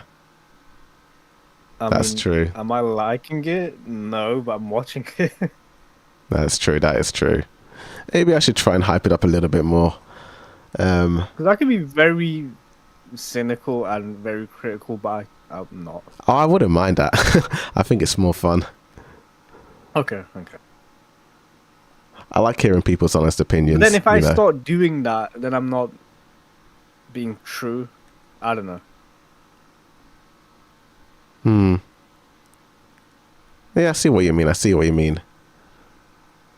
Because if I start looking for faults and everything, I think it would just eventually ruin the show. Maybe I need to stop doing that for Yu-Gi-Oh. Maybe I'm just seeing too many faults. You know, Yeah, just take it as what you see. maybe I should to be just sort of honest. like sit back and just sort of see it, accept it for what it is. You know, maybe I'll have a Yeah. better time with it. Yeah, pretty much. But yeah, that's that. But yeah, moving on from Beyblade and Yu-Gi-Oh to something else. So I actually saw the new Toy Story 5 film that came out. Oh, you have? Wait, Yeah. that's out now? Yeah, it came out a couple of days ago. Wow, I've not really seen much like trailers that have stated that the film is out now. Oh That's no, it's interesting. out. I've seen loads of ads of it being out, but yeah, it's out. Not in my wheelhouse, but how did you find it? Was it as good as the first three films, or was it like the fourth film? So before I talk about 5, let me talk about all the other ones, because I did actually rewatch all of them before this new one came out. So Toy Story 1, I think is a 10 out of 10. I think this first one is amazing, in my opinion. Yeah. I like the buddy dynamic between Buzz and Woody. Woody's kind of a bit of a villain in this one. On this rewatch, I forgot that he's kind of envious of Buzz, and he's always sabotaging him and always trying to do things to, you know, get into Andy's good graces. But yeah, it's a pretty fun small film. It's very the stakes feel small but big at the same time, you know. I guess because we are focusing on two characters going on this journey, and of course you do see the other side characters, but they don't believe Woody. It's that whole sort of plot that older movies did where characters don't believe a certain character, but then it comes to the end of the film, they're like, oh, we were wrong about you, you were telling the truth. Yeah, they're forced to team up, and then eventually they work out differences, and then they become friends. Yeah. But apart from that, I thought the film was great. The human characters are horrifying to look at. I won't lie. Like, especially Sid and the dog. Oh my gosh. Like, Yeah, human character models are outdated. yeah, the toys are pretty well done. They pretty much look the same throughout the entire series, but the humans, they looked so different in this first one. It's so like, whoa. They've really improved on the animation for them. It's a little shocking, but pretty amazing. But that's my review for the first one. Did you like this one when you saw it? Yeah. One is a 10 out of 10. It's very good. Oh yeah, it's a classic. The thing with these movies is that I never grew up watching them, but I always saw bits and pieces of them on TV. Oh, I grew up this. I never had the tape or the DVD of it. I just saw like bits and pieces of like the movie. Like the one I remember the most was the Toy Story 2 with the Buzz and the Zurg model doll. But I never really grew up with these. I watched these very late properly. Like I think I started watching them when I was in college a lot more. So I don't really have that nostalgia, but I do remember a lot of the toys from when I was a kid, like the green car, Yeah, the merchandise. merchandise. Like it was Woody, crazy. Buzz, Woody, Buzz. I remember everywhere. all them. I remember Slinky Dog. I remember the potato people. Like yeah, it's very iconic and Oh yeah, recognizable. Mr. Potato Head was probably like the most popular of all of them. But Yeah. I think Mr. Potato Head existed before Toy Story. I don't know. Yeah, I think so. Possibly. But yeah, Toy Story 1, 10 out of 10. Toy Story 2. This is where we get introduced to Jessie and Bullseye and Stinky Pete, and Buzz and the gang are trying to rescue Woody. And then Woody's a lot more likable in this one. You know, he wants to be there for Andy, but he's conflicted on whether or not he should be a toy for him or if he should go to the museum. That whole stuff was great. And then Jessie's backstory, very sad. So sad, you know. Has one of the saddest songs in any Pixar movie ever. It really does hit on the feels. Has two of the creepiest villains as well. Yeah. The Owl's Barn. He's creepy. And then we get the old cowboy dude. Creepy. Two very creepy characters. Yeah, Bar, he's kind of weird. Like, he's a weird guy, you know. Weird guy. He's a weird guy. Stinky Pete. I remember I don't remember the first time I watched this film and was surprised by the twist, but I do remember seeing that twist and being like, "Whoa, he's bad." You know, this was like where the twist villains began. I think in Pixar movies was this one. I think. I did not see that coming. That he was a bad guy. And this is the movie that spoiled Star Wars for me, because Buzz is fighting Zurg, and then he's like, I am your father, Buzz. And I don't know who said it, but someone said that it was like a whatchamacallit, a parody of Star Wars, and that's when I got spoiled on Star Wars. So yeah. But yeah, this film was pretty good as well. Another 10 out of 10. But then Toy Story 3 comes many years later, and this film is pretty grand. It's like a big prison breakout film, because they're all in the play place, the kindergarten place, and they all have to escape. It's a pretty thrilling film. Like, there's a whole... And this was years after Toy Story 2 as well, so there's like a big gap. It was a big gap. Characters in a long time. And a major animation improvement. You know, all the humans look so much better in this one. Yeah. Had some pretty emotional scenes, like the toys in the incinerator. Like, damn, that was heavy. Yeah, that was a heavy moment. The ending was gut-wrenching. Oh yeah, Andy Given. I feel like the ending is kind of ruined for me now due to parodies online, and like, I remember the Nostalgia Critic made a review of this film and he kept making fun of it, being like, oh, you got this grown-ass man playing toys with this strange little girl. And I don't know, I think ever since watching that review, I think the ending is a little bit, like, not tainted, but I will excuse a little bit. it because Me too. That's his toys. That's what but I said again, as well. Does he know who the... Yeah, I mean, he does know who the family is, right? Who he's donating the toys to, right? Or no? Did they establish that relationship, or are they random people? I think the mother of Bonnie is friends with Andy's mom, so I think they kind of know each other. Normal. I think it's absolutely Me fine. too. That's what I said. Like, I think Nostalgia Critic was being a little critical on that scene. I think he found it too sentimental for him. But I liked that. I thought it was a great way to end it. Like, it was adorable. Kids growing up and then leaving their toys behind. Andy's a better man than I am. I don't know what I would have done. Like, I don't remember what I did with my toys. They're either in boxes or behind cupboards, or I don't know. But I never had this moment of like giving my toys away and you never saying donated goodbye. them to charity? When I was a kid, we did have not a car boot sale, but in primary school we had like a special event where we would sell our toys for charity. But it was for school, so it was other students buying the toys for like 20p. Yeah. But that was kind of the closest thing I remember to doing that. It was basically to raise money for this... Do you remember those summer camps you went to in primary school? I think it was Cryche. Remember that? What is that? Ah, okay. I guess you might have been in year 8 at the time, but yeah. Cryche.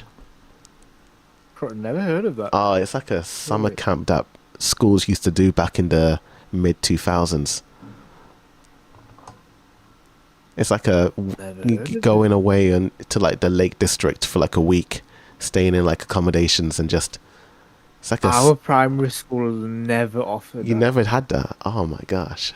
Never offered that. Really? We just went to like the space station or like movies and that's it. No, for me, like it was the final month of primary school before we went to secondary school. We had like a whole week away and just sort of wow. Yeah, we had like our own beds there for a whole week, and it was like a summer camp pretty much, you know.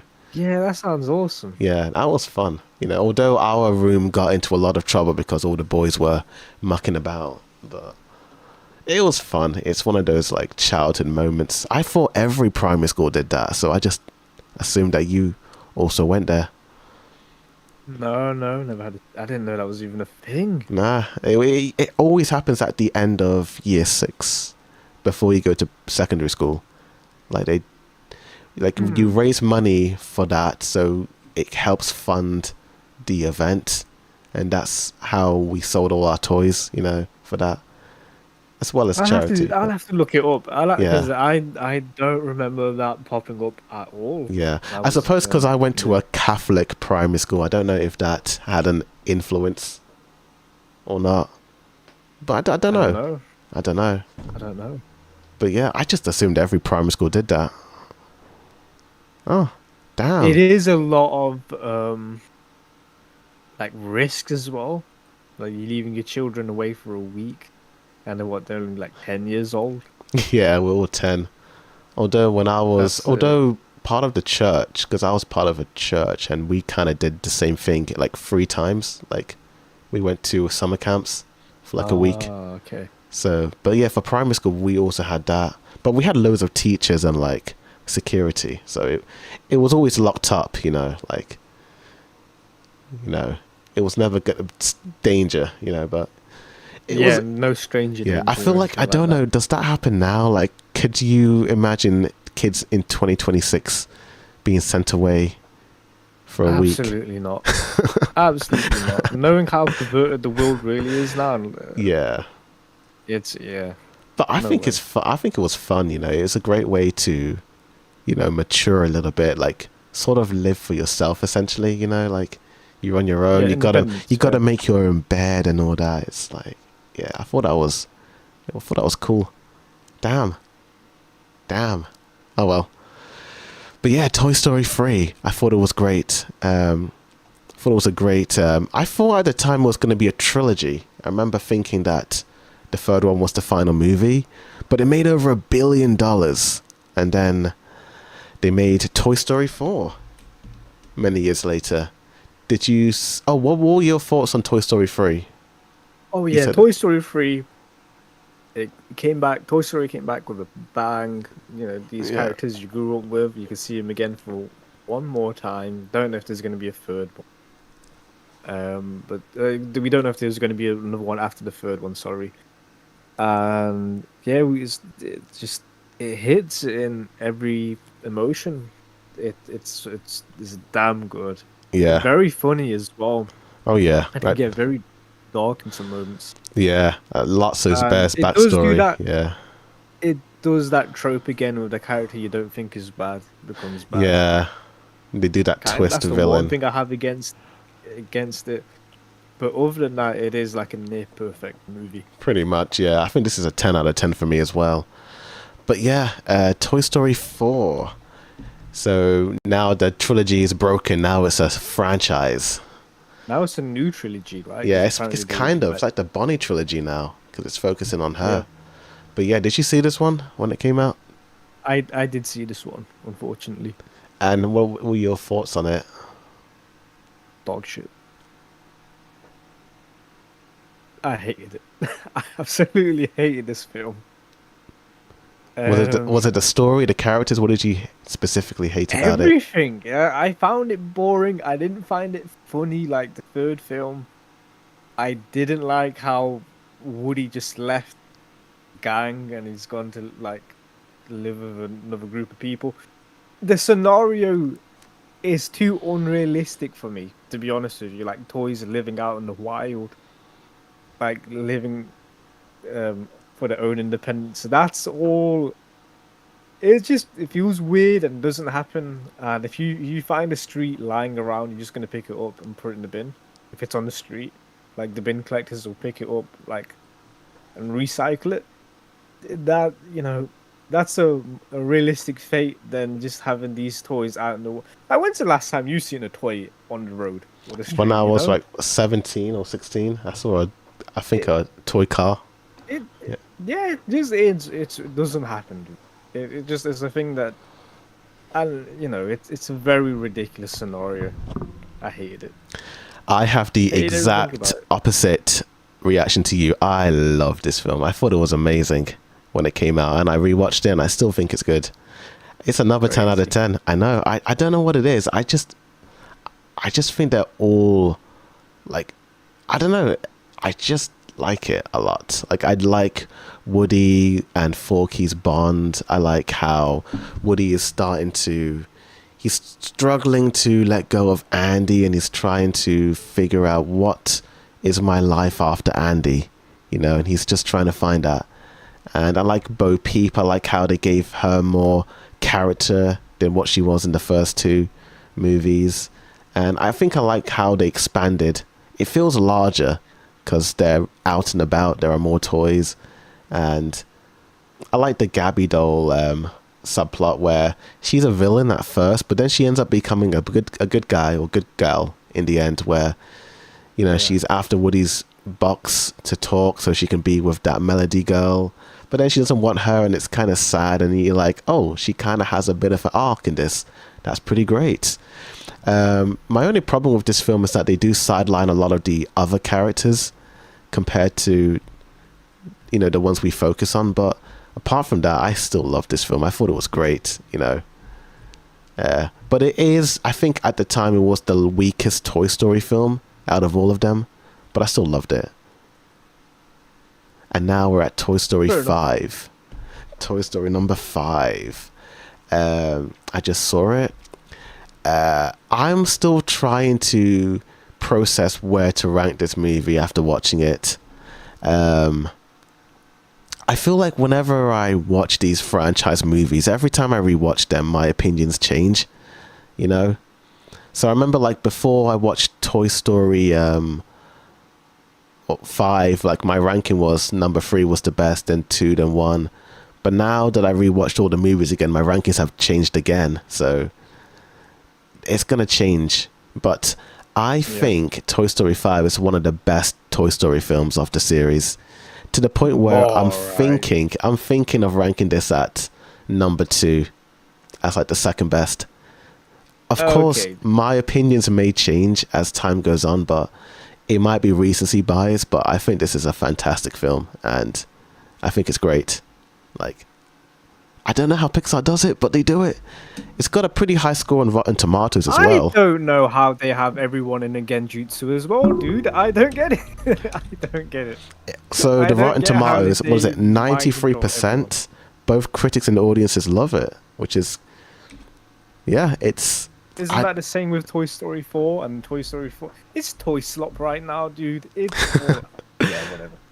I don't know. I really liked it. I thought it was great. I thought the messaging was great. I thought the storyline. I think the thing I like about this one is that out of all the movies, this is the one where the human characters feel more like characters. Like, Bonnie feels more like a person in this versus how she's just sort of like there in the background. Like with Andy as well. Like, Andy's a character, but he's not really like a person. It's really the toys who are the focus.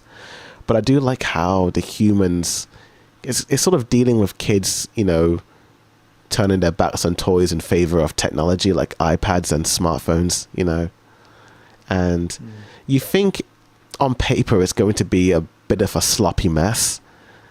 And looking at the trailer, I was like, I don't know about this one. I actually went into this movie expecting it to be pretty bad, but I ended up loving it. And damn, it's a solid film. It's a pretty solid film, in my opinion. So yeah, I recommend this film if you're going to see it. What is it about? What is Toy Story 5? So Toy Story... So, how can I say it? So, Bonnie gets an iPad, and this iPad is basically taking Bonnie away from her playing with toys. And without spoiling it, it's mainly the toys. It's kind of hard to talk about it.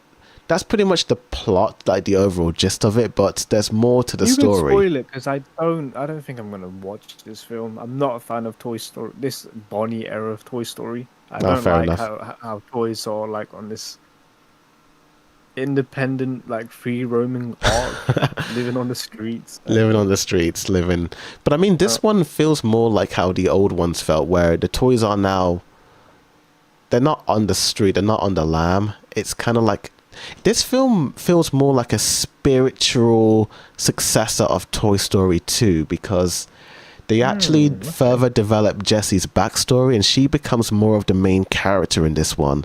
And you kind of delve more into her and how she feels about being a toy and how she feels about tech. And it's kind of sad a little bit. It gets quite sad. There's a lot of like very touching scenes. I also think it's one of the more emotional movies out of all of them. And there's a lot of very fun gags in this one. More emotional than Toy Story 3? Recency bias is strong with this one. I think it might be It's on strong, that. dude. It's I don't know how strong. Disney does it. I don't know how Disney think does it's it. on that level. I mean, look at the Rotten Tomato scores. Like, they speak for themselves, and yeah, people are Rotten loving this Tomatoes one. scores are high of Toy Story 4. I don't know how Disney does it, bro. I know. Crazy. But yeah, the Pixar have that magic in them, dude. Like, I don't know how they did it, but they made another masterpiece, you know. They made another masterpiece. Like, I do recommend this film. It's a fun watch. It's fun. I don't know if you're going to like it as much as the original trilogy, but I did. You know, Okay. yeah. So, I recommend it. But that is Toy Story 5. I think it's going to make $1 billion, you know. It's a big IP. It's popular. It's going to do the numbers. Yeah, I can imagine. Toy Story, huge IP. Well, it's like, what other kid films are out there? This is the only one that I could think of. I mean, the Inside Out franchise is also pretty big. I mean, that second movie made $1 billion. So, No, like currently airing right now. oh, the Minions, Despicable Me franchise, they are like, that's $1 billion franchise right No, there. I mean today. I mean, as in this window where Toy Story 5 is out. Oh, you mean like now? What kid films are out now? Oh, I see what you yeah. mean. So Now. next week, the Minions 3 is coming out. Okay. And we had what kid stuff was coming out? That's a good question, actually. What's been coming out that's been popping off for kids? Hoppers was pretty good. That came out. Hoppers, is that the one where she turns into it's like a What are they called? was it Not a golfer. It's a beaver. That's it. a beaver? Yeah. So That's there's it. a clip I saw, and I did laugh. And I'm like, oh crap, do I need to see this film? Have you seen Hoppers? I saw it. It's pretty good. It's pretty good. So the scene that I'm referring to is the shark. Oh The yeah, shark. The seagulls are carrying the shark, yeah. That's a funny scene. and then the like the shark and the beaver's talking to each other, and the beaver's like, no, don't do this, and then the shark is like, not right now, I have to go, and then her eyes go black, like it's just focus mode, and then she just started hunting the guy that's driving the car.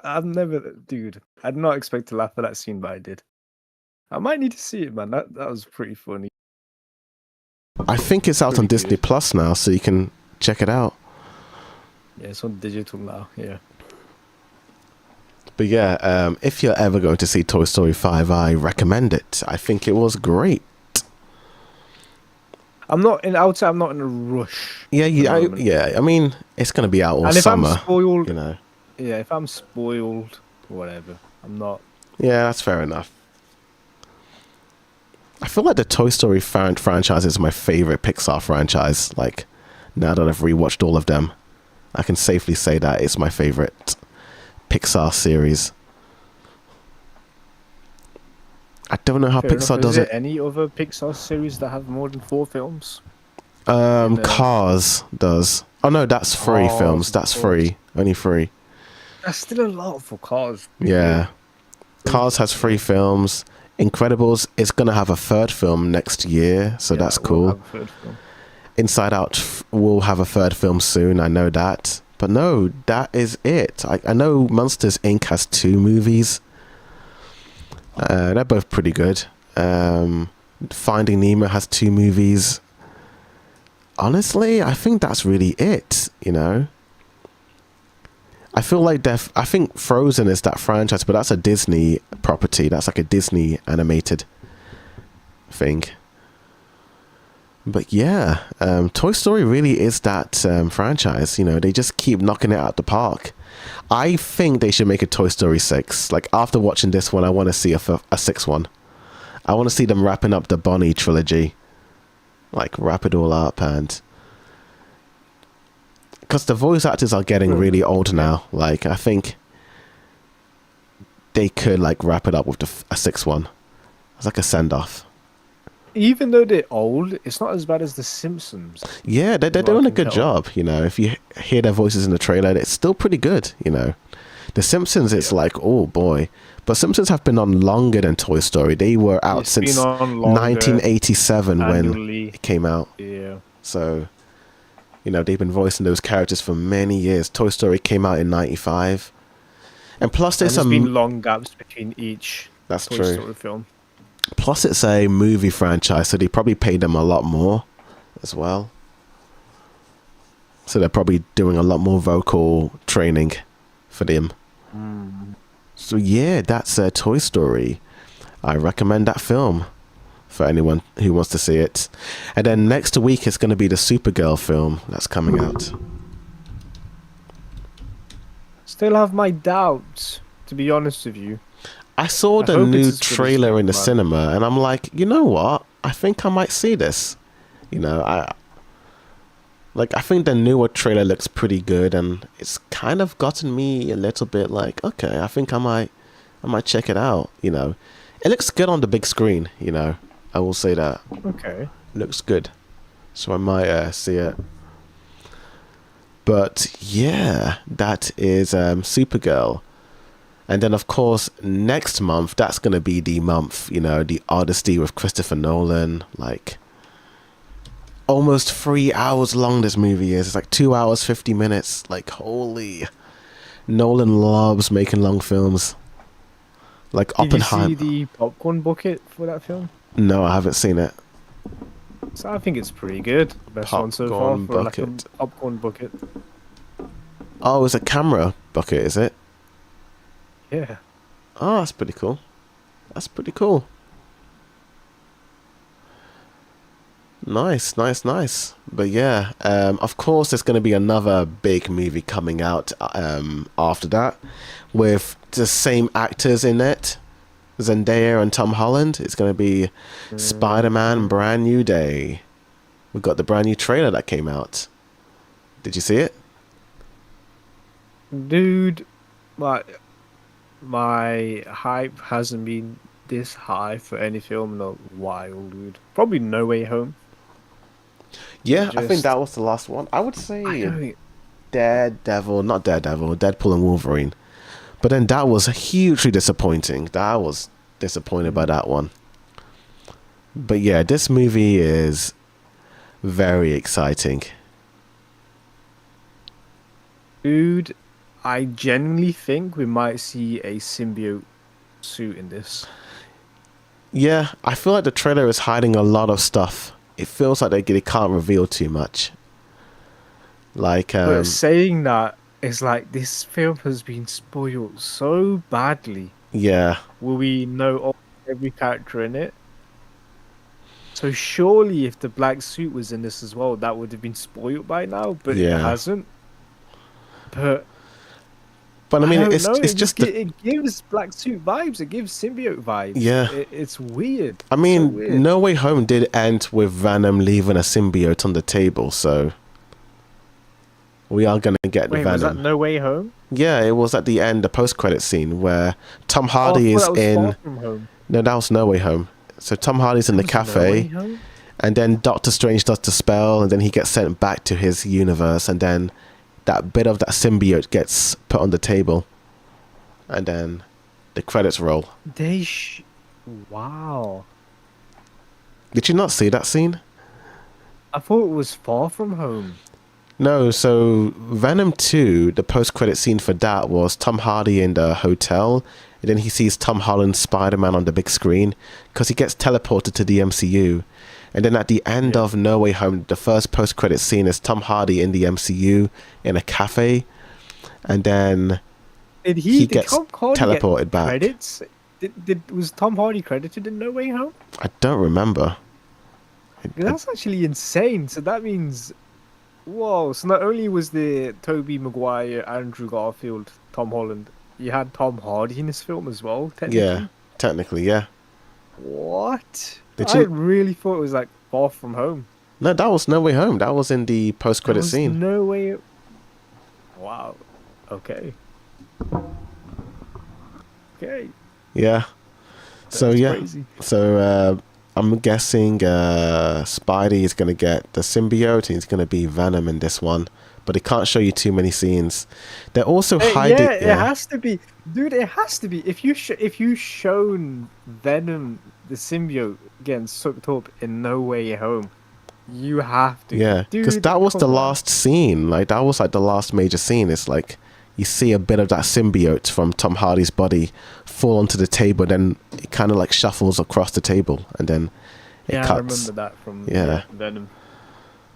but yeah, Another thing is that the way these actors are talking about the film is as if Tom dies or something, and he's been replaced. And I'm like, that's interesting. Because Tom's already talking about the next Spider-Man and who's going to be playing him. yeah. I mean, he has Have you played it seen for. that? I've seen bits and pieces of it. I mean, it could be. You know, I don't know what they're gonna do. Like, because I did remember Tom wanting to take a break, but that was like after Far From Home. If they, I mean, I heard, dude, because we're going to genuinely, Doomsday, so you know, Doomsday could be like the reset that could be needed. I don't know. I don't think there's going to be a. If they replace this Spider-Man, it's not going to be as popular, dude. It's literally Spider-Man has never been at this high, an Yeah. all-time high. I think this It's has never been. been this popular. It's because he came from the MCU, and you know, I think also the whole multiverse and all the other Spider-Mans just sort of increased that as well. But yeah, people really love this version of Spider-Man. I don't know how I would rank all the Spider-Man. You know, I do like the Tobey movies more. For nostalgic reasons, I do like that as well. But man, just there's more good films in like the Home series.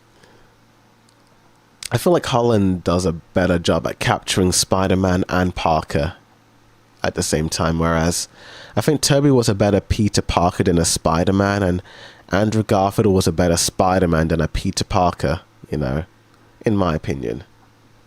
Whereas Tom Holland is the best of both worlds. He's like a good Peter and a good Spider. I like them all as Peter Parker and Spider-Man. To be honest with you, no. To be honest with you, I don't think Tom Holland's Peter Parker is that good. If we are gonna get down to the nuts and bolts, I mean, I might have to because rewatch we've those not films. seen him. It's only because we've not seen much of him independently. Yeah, working he's for the always Daily with the Bugle Avengers, or- you know. Yeah, he's still with the mask off. He's still Spider-Man, if that makes sense. Yeah. He's not. He doesn't have his like Peter Parker persona. I think this is why it's called Brand New Day. It's going to be the first one where it's going to be And pretty much I hope that. we get more Peter Parker. Yeah, Yeah. I really hope that. I hope. So, yes, let's hope that Peter Parker is going to be a goated. It's going to be goated in this one. But yeah, we're going to have to wait a long time for that movie to come out next month.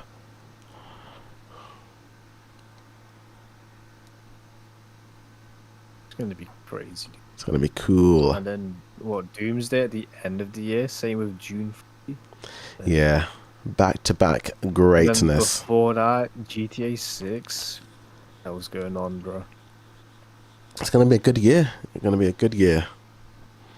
Good year for Crazy year. entertainment, without a doubt.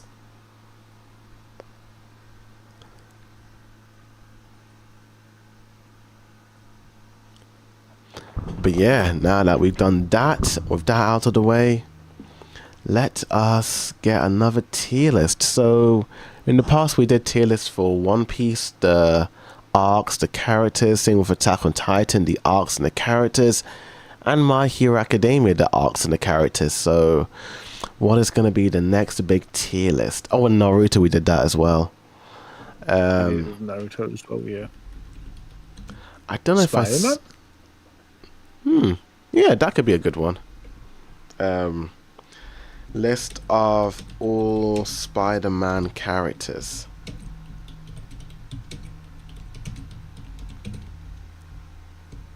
Tier list.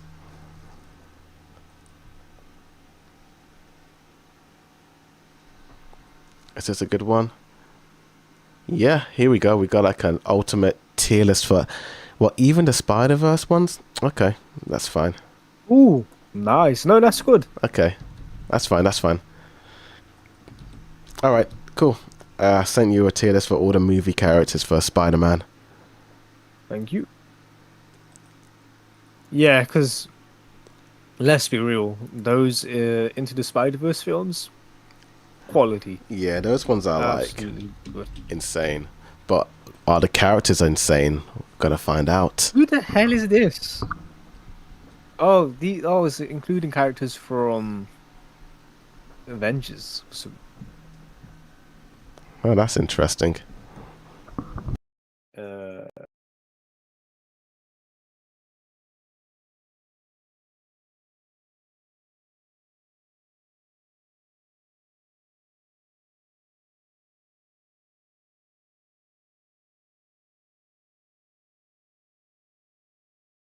yeah, the characters we don't know, let's just put them in the F pile. F pile doesn't really mean it's awful. It was just that we don't really know much of them.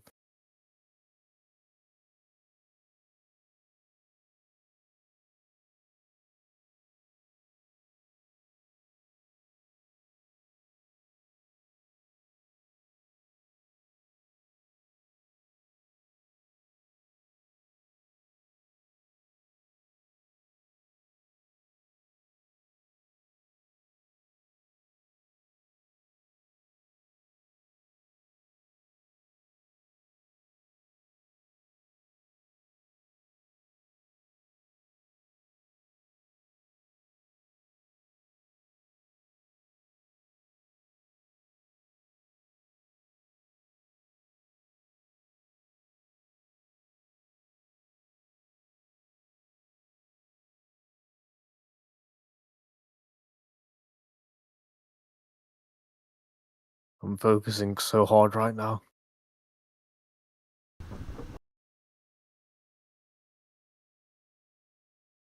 Who the hell is that? Oh, we can't put Iron Man in this. This is not fair. I mean, technically, Let's he just try. kind of. Yeah, let's don't ignore him because yeah, I know he was in Homecoming, but let's just ignore him. Okay, ignore him. Ignore him. Like,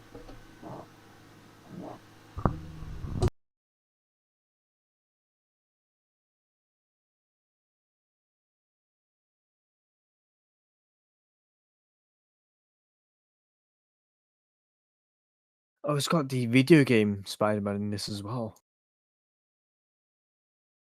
Okay.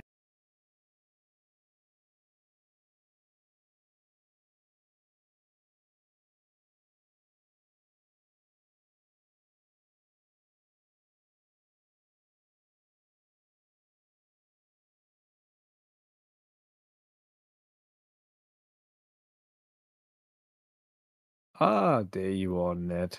There.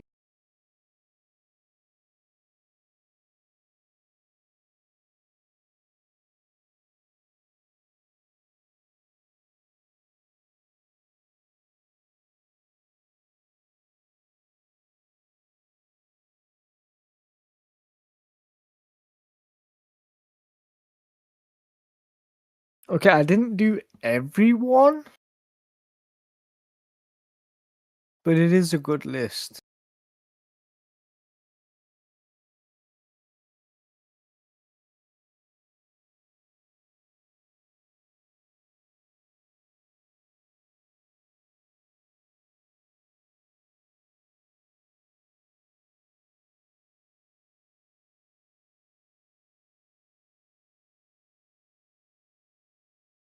Hey man, when can we expect Jujutsu Kaisen Volume 3 Blu-ray vid from you? Blu-ray vid. Once I get it out, have to look at the Blu-ray discs and see if there are any big changes. Maybe let's say Monday. Let's say Monday. I'm debating whether or not to buy the remaining ones. They're pretty pricey.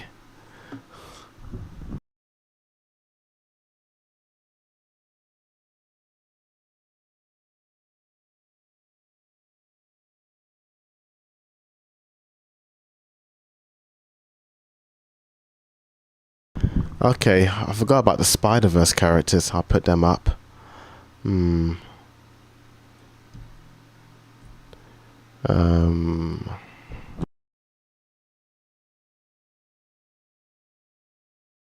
Yeah, don't do everyone, because I think that'll be a bit too much. Yeah, I'm just sort of doing the ones that I know and... Okay.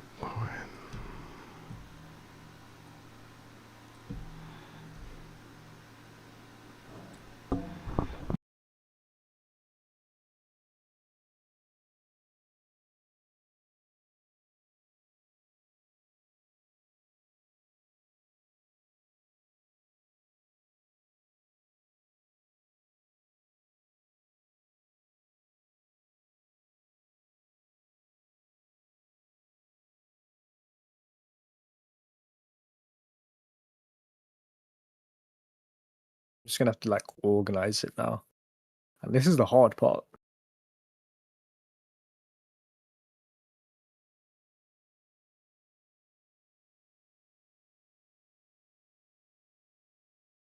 Okay, I think I'm got it all. I think I'll put it in here.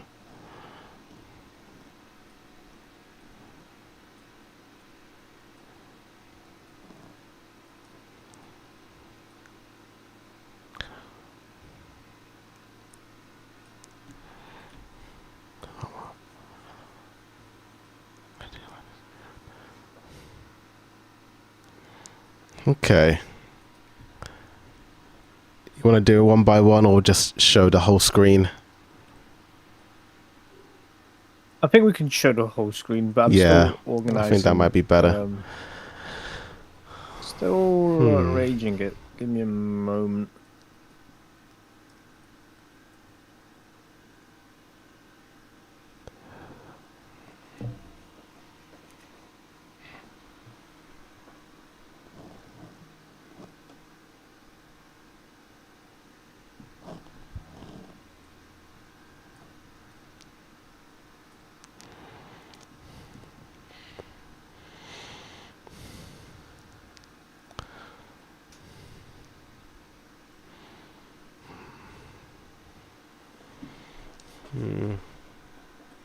Okay, yeah, let me get a screenshot. My F column, just ignore it because I was just throwing stuff in there.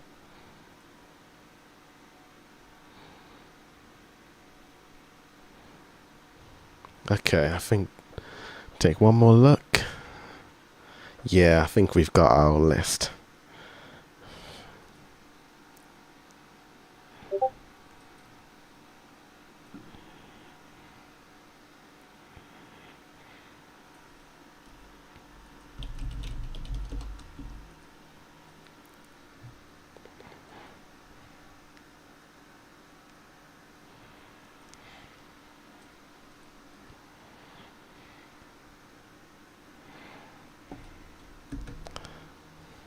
Okay.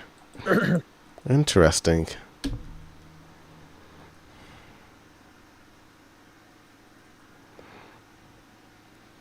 That is very interesting. Okay. You serious? Okay, so let's go down. Let's look at your F. So, don't know if you can see my screen, but let me just resize it. On the left, I think this is your ranking. On the right is my ranking. Okay. Okay, so your F, I think RFs are the same. Yeah. I'm surprised you have the reporter at F. I kind of like that character. He was funny. Which reporter is this? You know, sorry? the Jonah Jameson buddy guy. Oh, hey, Yeah. dude! I was gonna be honest with you. I was going fast with it, and I was just throwing people in F. Yeah. But yeah, he should be a bit higher. Yeah. But But that's admittedly, he doesn't really have much screen time. yeah. I feel like he knows that Toby is Spider-Man. Like there are moments where he kind of looks at him, being like, you know, Possibly, yeah. yeah. The way he gives him looks, yeah. Okay. Your E, I don't agree with, what was her name? Osha, the girl who knocks on Peter's door every time, the blonde girl. Rent. Yeah, Rent. I thought she was adorable. I thought she was fun.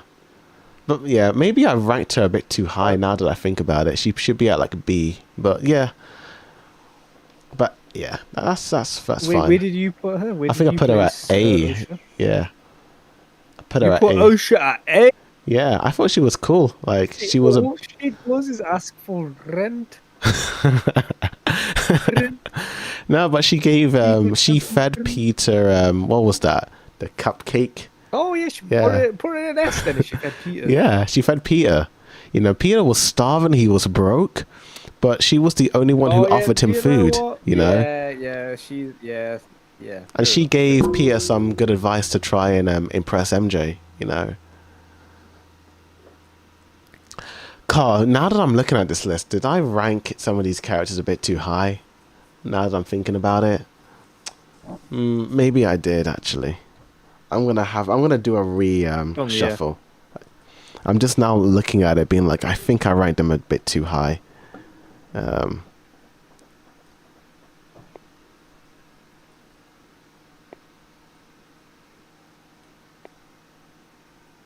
I see how I put Jameson in first and you put him in second. Oh yeah. Yeah. Okay, let me reshuffle. Okay, I think this is a wait. What? Oh no, that's fine. Never mind. That's the wrong Gwen Stacy. Okay. Let me send you my slightly updated ranking.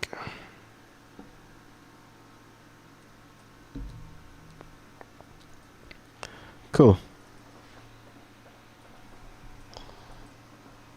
But yeah, so your D, what do you have at D? You have Mary Jane at D. Isn't she like one of the OGs? He is an abuser.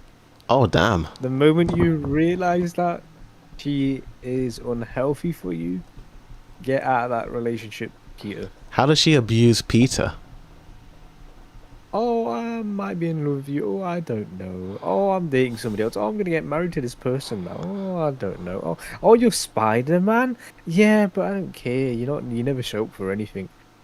Terrible woman. Terrible woman. She's pretty realistic. I feel like there's a lot more Mary Janes out in the world than you want to admit.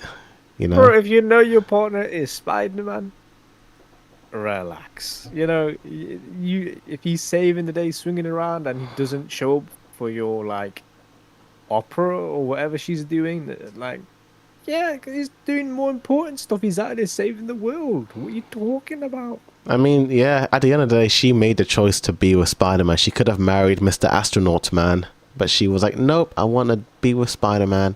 And now she's getting all moody and mad that he can't be there. Yeah. And Peter did tell her that the reason why I can't be with you is because my enemies could come after you, and she didn't care. And the real reason, the real reason why she's in D What's is that? because in No Way Home, they mention her, and he says it's still complicated. After all that time. After all that time, it's still complicated. What you mean it's complicated? Yeah. What I do feel you like mean? I think the dude needs to move on from her, you know. Move on, yeah, get out, man. Get out of Just that. Leave it. But yeah, D, I think we kind of have the same similar-ish ranking at D. Yeah, kind of. We didn't like Venom as well. Venom is an E. He was Yeah, pretty bad. D, I missed some characters in D. I didn't yeah. even bother putting them up to be honest with you, but I would agree with your list. You'll see is very surprising. I didn't expect the blonde girl from Far From Home to be that high. It's just one tier up. Yeah, it is one tier up, but yeah, I had her at D. They're very likable. These school friends of Peter Parker. To be honest with you, they're all like the Flash. I don't like blonde Flash. chick, news I think reporter. he's one of my least favorite characters in the whole Oh, series. he's funny. I can't stand He's him. really funny. I can't stand him. I don't like any of the Flashes. Bro, he hates Peter Parker, but the moment he finds out he's Spider-Man, oh, yo, we're best friends. Yeah, he's a faker. We've always been best Can't friends. Read my book. Such can't a laugher. stand him. He's such a laugher. Funny. Yeah. School teachers were good as well. Oh yeah, the school. You know what? I completely forgot about him. I couldn't even find him. Yeah, No, he's it's all pretty good. fun. I I couldn't find him. missed a few. I'd probably put characters him at C myself. as well. Yeah. But yeah, that's fine. Kingpin is a bit low on C. Like I think he's a Kingpin pretty good is villain. low. Yeah. I he's a should pretty put good. him in B, high B or low A here. Yeah. They should put him a bit higher. But yeah, you have now. But, Yeah. but with Kingpin, he's more as just an obstacle for Miles Morales because that film is basically just like a Miles Morales story more than anything. It's less focused on Kingpin. He's just your typical bad guy, Yeah. and it's just basically Miles grown into a character, grown into a superhero, if anything. So I think C is okay. Yeah, that's fine. Maybe high C. That's fine. But Sandman at C, I thought he'd be a little higher. He's like one of the OG villains. I think it's because Spider-Man 3, I don't remember too fondly of Fair the enough. Spider-Man 3 and the villains, so I just put him low. He's lucky to get high C, to be honest with Yeah, you. that's fair enough. That's fair enough. Where did you put But who? Mysterio? I forgot about him. Oh my gosh, where? Okay, if Mysterio was on this list, I would probably put him at B. Where did you put him? C. Okay, But what about Venom? Tom Hardy's Venom? Do we not? he's include not. that? No, he's not part of the. Yeah, he's true, not really. True. Yeah. Yeah, he's not. He's not. Ignore him then. Okay, so for your B, okay, you have Gwen a little bit lower. I was thinking of doing that as well, but I thought 'cause she's so good in the first one, so I just had to put her in A. But Yeah, do you know what? Just true. Yeah. she's a really good That's fine. character in the first movie, so I had to give her A. But the reason why she's not S tier is because she's a bit, she did Miles dirty, She knew the truth, didn't tell him. Same with Peter B. Parker. Like, what are you doing, man? But again, they were so good in the first movie that, and I think they're gonna redeem themselves in the third one. So it's all good, But why is Gwen at B and not A? Which Gwen are we talking about? Oh, There's the two. Spider-Verse. Oh crap! Yeah, Spider-Verse Gwen. Those Into the Spider-Verse films, funnily enough, even though it's called Into the Spider-Verse, I don't really care about the other Spider-Man. I only care about Miles' journey and how he's having to struggle with sacrificing his dad or not, or going. What do they call it? The core event, core memory, or whatever. Yeah. How he's trying to subvert that. That's the only thing that interests me. Then Gwen Stacy and the other Spider-Man show up in that series. That's It's fair cool enough. seeing them. It's cool like seeing them here and there, but I'm not that too excited. No, that's fair. That's fair. But yeah, okay. No, actually, your list is pretty good. Your A's and S, yeah, kind of more or less the same. I think I probably like the Parker grandparents a bit more than you do, but that's fair. Not enough And screen time. Yeah, I would, but it's like they don't show up much. They just show up here and there in like a 2 hour film, and then that's it. yeah, that's true. Also, I think, yeah, you got Zendaya at S, you got her at A, that's fine. Um, yeah, yeah, I couldn't decide which Spider-Man was better, but I know Toby is always going to be S for me. That's obvious. But out of I Tom, couldn't Andrew, pick. and Miles, I couldn't really decide. I had to. That's all up for debate, essentially. Yeah. But you have Miles above Andrew. Bit surprised because you like his films, do you? We should do a ranking for the I do Spider-Man like the films. Amazing Spider-Man 2, but Into the Spider-Verse is so much better. Yeah, It's better. Let's be real, it is better. and But they are that's not better me hating movies. on the Amazing Spider-Man 2. I still love Amazing Spider-Man 2, and I love Andrew Garfield's Spider-Man, but I think just overall, Miles had it better. And of course, you got James Jonah Jameson at number one. Honorary Spider-Man, because that time in Spider-Man 2 deleted scenes he was wearing a Spider-Man mask and he was doing like the finger poses. Oh yeah, he was, wasn't he? So number one. But no, but really like him as J. Jonah Jameson, hilarious, dude. Hilarious. Yeah, he's one of the Has best to be number side one. characters in the whole series. But yeah, I just sent you the Spider-Man movie tier list to rank them all. Oh right. It shouldn't be too long. But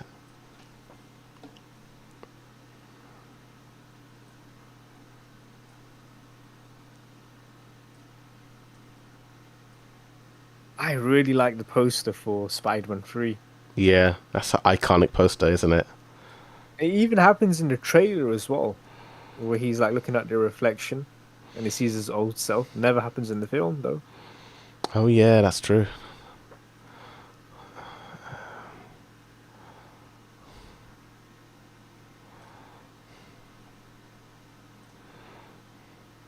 I think they put What is Spider-Man that one? 2 and 3. They doubled that one. Here's Spider-Man 2 across Morbius. Oh my gosh, I forgot about that one. Oh, that was easy. That was quick. Oh, you've already finished? Yeah. I mean, they kind of repeated the images on it. Oh yeah, they did. Yeah. Let me just rethink it now. Yeah, I like these, but this one's, yeah. There's no way. Is that already done? Am I already finished? Oh no, the Venom. There's another. No, wait. There's There's it's only, missing oh, another there's, film. There's how many Venoms? Venom three. 1, There's Venom three 2. Venoms. Oh, shoot. Give me a second. This is the It 2023 doesn't matter. version. It Venom. It doesn't matter. It's going to be in the same place. Yeah, same as well. All right. Yeah, it was Venom 3, wasn't it? I'm missing the other Tom. No, I'm not. It's there. They're Okay. all here. They're all there. Let me just take one more look. Yeah.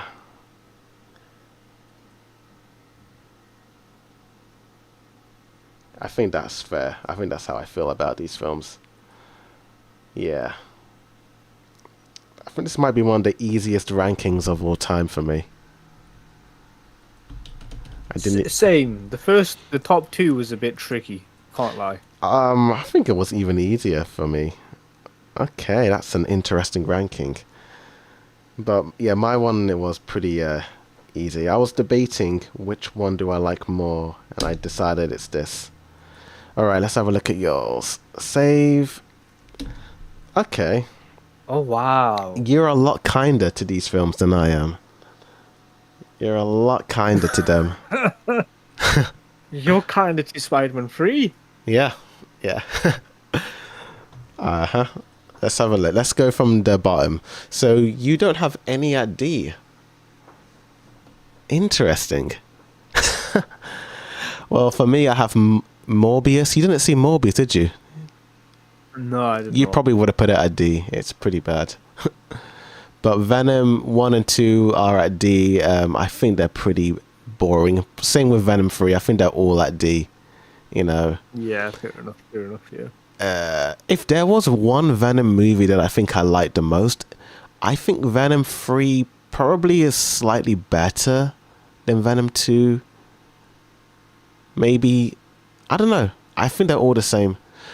But yeah, They're all the same. yeah. Yeah, this slop fest, the superhero, anti-villain, anti-hero slop fest. Yeah, but I put Amazing Spider-Man 2 at the bottom, like at D. Same with Far From Home. I every time I watch these films, I like them less and less. I see too many problems in these films. I just don't really like them as much. I have Amazing Spider-Man 2 above. Yeah, one. you've I got found it. one to be Wow, very boring. that's interesting. Yeah, you have one at B, same as me. Okay. So what's your reasoning as to put Spider-Man 3 at B? I'm quite curious. The very long intro. They have a title sequence in Spider-Man 3, and I remember watching it in cinemas, and I was falling asleep, and I would have been 11 years old at that time, and I'm falling asleep in the opening sequence, and it's like 5 minutes long or something like that. Yeah, it's pretty long, isn't it? It's like a recap of all the movies, I think. The introduction of Venom, I thought his character design was so crap and weak. Edgy Tobey Maguire, it was funny, but it's too cringe when you look back at it now. Like he's evil. What does he do? He parts his hair sideways now. Okay, it's Oh man, whatever. But it caused so many memes. The memes, dude. It caused so many memes, but it was so dumb. Like how can Tobey Maguire get more evil? He starts dancing in the street. Yep. Oh, I love it. I love it. It's funny, ironically, but yeah. Yeah, it's just It's B is still a good spot, but it's just not. You really like enough. Homecoming. You really like Homecoming. I thought it was very solid film. I thought it was fine. Where did you put Homecoming? C. C. Oh. Oh crap! Is that a mistake? Basically, I think I made a mistake. I just realized I made a mistake. Because Homecoming is a coming of age. I made a big mistake. I didn't even realize. Okay. Yeah, I made a mistake. I didn't even realize. Okay. Like the twist with the vulture. Yeah, I did make a mistake on that. Okay, let me show you the ranking now. I didn't even notice that. If you need the suit, then you're not Spider-Man at all, or something like that. Yeah. Tony Stark says. Good mentor. There we. Wait, that's your list? Wait, what? Why did I send you my list? Oh crap. Oh dear. Oh dear. I sent you the wrong one. I don't even know how that's possible. Hey, what's going on?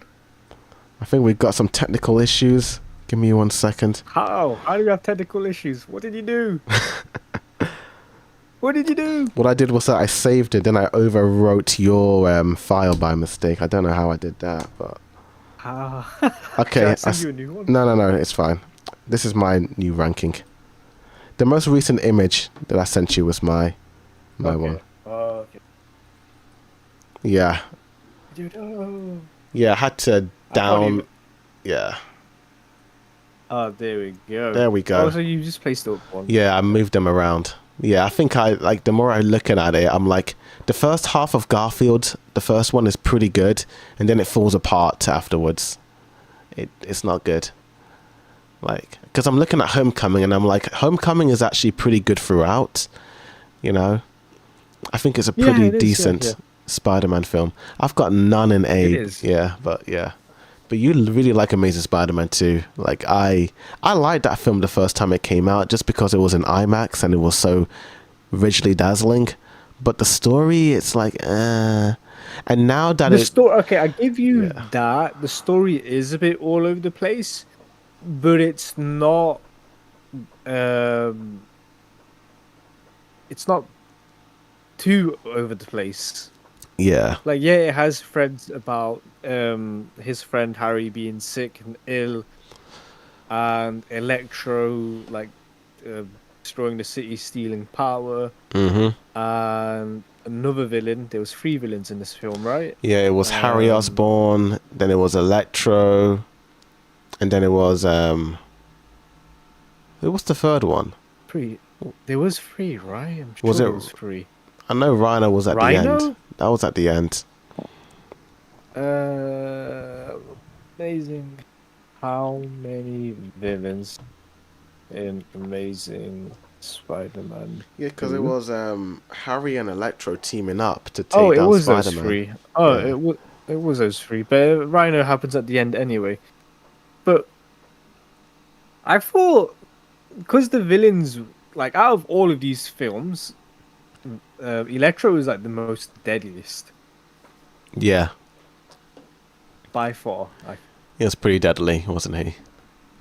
he could vaporize you if you wanted to, and he almost could have to Spider-Man at certain points, but Spider-Man is a bit too durable and stuff. The CGI is pretty good. The opening 10-minute sequence of Spider-Man jumping jumping from a skyscraper, and opens with that soundtrack. Da, da, da, da, da, da. And then That's you pretty see good, his yeah. suit like just like wiggle a bit, like as it's not like skin tight, but there's some room to like the fabric to move around. That was really solid. The soundtrack throughout the entire film's pretty good. Electro's soundtrack is sick. Green Goblin's soundtrack is sick. Gwen's death I didn't see coming. It's literally not Toby, sorry. Peter Parker's like worst week in his life, basically, is what this film is. It's like he doesn't get any breaks. His friend's dying. He can't save him, and his friends blaming him because he thinks that he's like keeping the antidote away from him. He beats Electro, and then just right after beating Electro, he has to fight Green Goblin, and Green Goblin's a headache for him. And then he doesn't save Gwen Stacy. Pretty good. I like it. That's fair enough. I feel like it's every time I rewatch And it's not a long it, film. you know. It's not a long film. No, it's either. not too long. Pretty fast. Yeah. I guess it's the more times I rewatch it, I just like it less and less and less. Whereas with the other ones, the more I rewatch them, I like them more and more. So, yeah. But your S tier is pretty much the same as my one, except that I have Spider-Man 3 up there. That's the only difference. But you like No Way Home the best. Yeah. I feel like for me, No Way Home, I think the first like 15 minutes of it is a bit like, okay, we still got that Spider-Man Far From Home-ism in that. And it doesn't really start kicking up until Spider-Man meets Green Goblin and the rest of the villains. Because it's pretty much him in Can you school. remind me what happens in the first 15 So minutes? for 15 minutes, it's pretty much like a week after he's revealed as Spider-Man. He goes to school, everyone's like, oh, you're Spider-Man, you're that's how it Spider-Man. ends. Starts, yeah. Right. Yeah. And then... To be fair, that is slow, but it isn't like you can't. If you reveal that at the end of Far From Home, like Spider-Man's secret identity is this guy, and then straight away you don't like dive into it a bit, Yeah. then it feels like a cop out. So Yeah, it does I do make get sense that. Why? Mm-hmm. No, Like- I get it. Yeah. It's fine. But yeah, it is slow. I do agree with you that it is a bit slow. It has that Far From Home isn't. Mm-hmm. But that's, yeah, I get it. It's in high school still. Yeah. But why would you still go to high school is what I would say. I know. Why would you? But it's what we need. We needed to see that perspective though as well, because that's his whole motivation to go to Doctor Strange and like create that spell, That is true. which Yeah. allows these events to happen. Yeah, I suppose so. When you put it like that, yeah. But yeah, I have Spider-Man 2 at number 1. You have No Way Home at number 1. Okay, your rankings are pretty much identical, you know. Yeah, that's cool.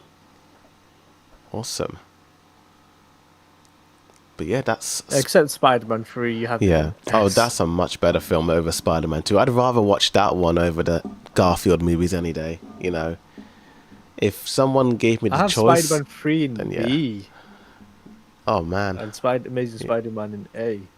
It's not that too far Not too apart. far. You've got it completely far apart. You got Yeah. Amazing Spider-Man in D. It's just a... And then yeah. Spider-Man 3. Yeah, the Garfield ones just don't hit for me. I mean, the best part about those films are Peter and Gwen's, like, romance. But everything else I just don't care for. It is what it is. It has the better fights, in my opinion. Out of all of them, it has the better fight structure. Yeah, that's true. And the CG looks good. That is true. That is true, actually, yeah. But then you have the Into the Spider-Verse movies, which the action is just insane, you know. Yeah, a bit of a cheat because it's an animation, but it is good. Yeah. I still think the Toby movies do have some pretty decent fights. But I suppose at the end of the day, it's story. If the story isn't there, then the movie falls apart. But yeah, that is my ranking of the Spider-Man movies. I was going to do a Superman ranking, but I don't know if we have time for that one. I don't think so. I think it's gone past 2 hours. We're at 2 Yeah. hours and 40 minutes. Fine, it's fine. Yeah. Can't do Spider-Man right now. Might do that next time. We could do it next week, yeah. Yeah. But yeah, I think that's pretty much the podcast done. I think we got everything done in it. Nice. I like when it's more concise like this, to be honest with you. Instead of it going on for too long. But yeah, next week I should have watched Supergirl by then. Are you going to watch that one? I don't know. It's still... We'll see what the reviews say. You know, Yeah. I'll wait for the reviews. And if the reviews say it's good, like they said it was with Superman, then I might check it out. Yeah. But that's going to be like the big film of next week. But yeah, I'll probably see that. See more Yu-Gi-Oh! I'll try and watch more episodes if I can. But yeah. Please. Yeah, I'll try and do that. But yeah, cool. That is the podcast done. Cool, dude. Awesome, man. Well, I'll see you when I see you. No worries, man. Yeah, no worries, dude. Peace.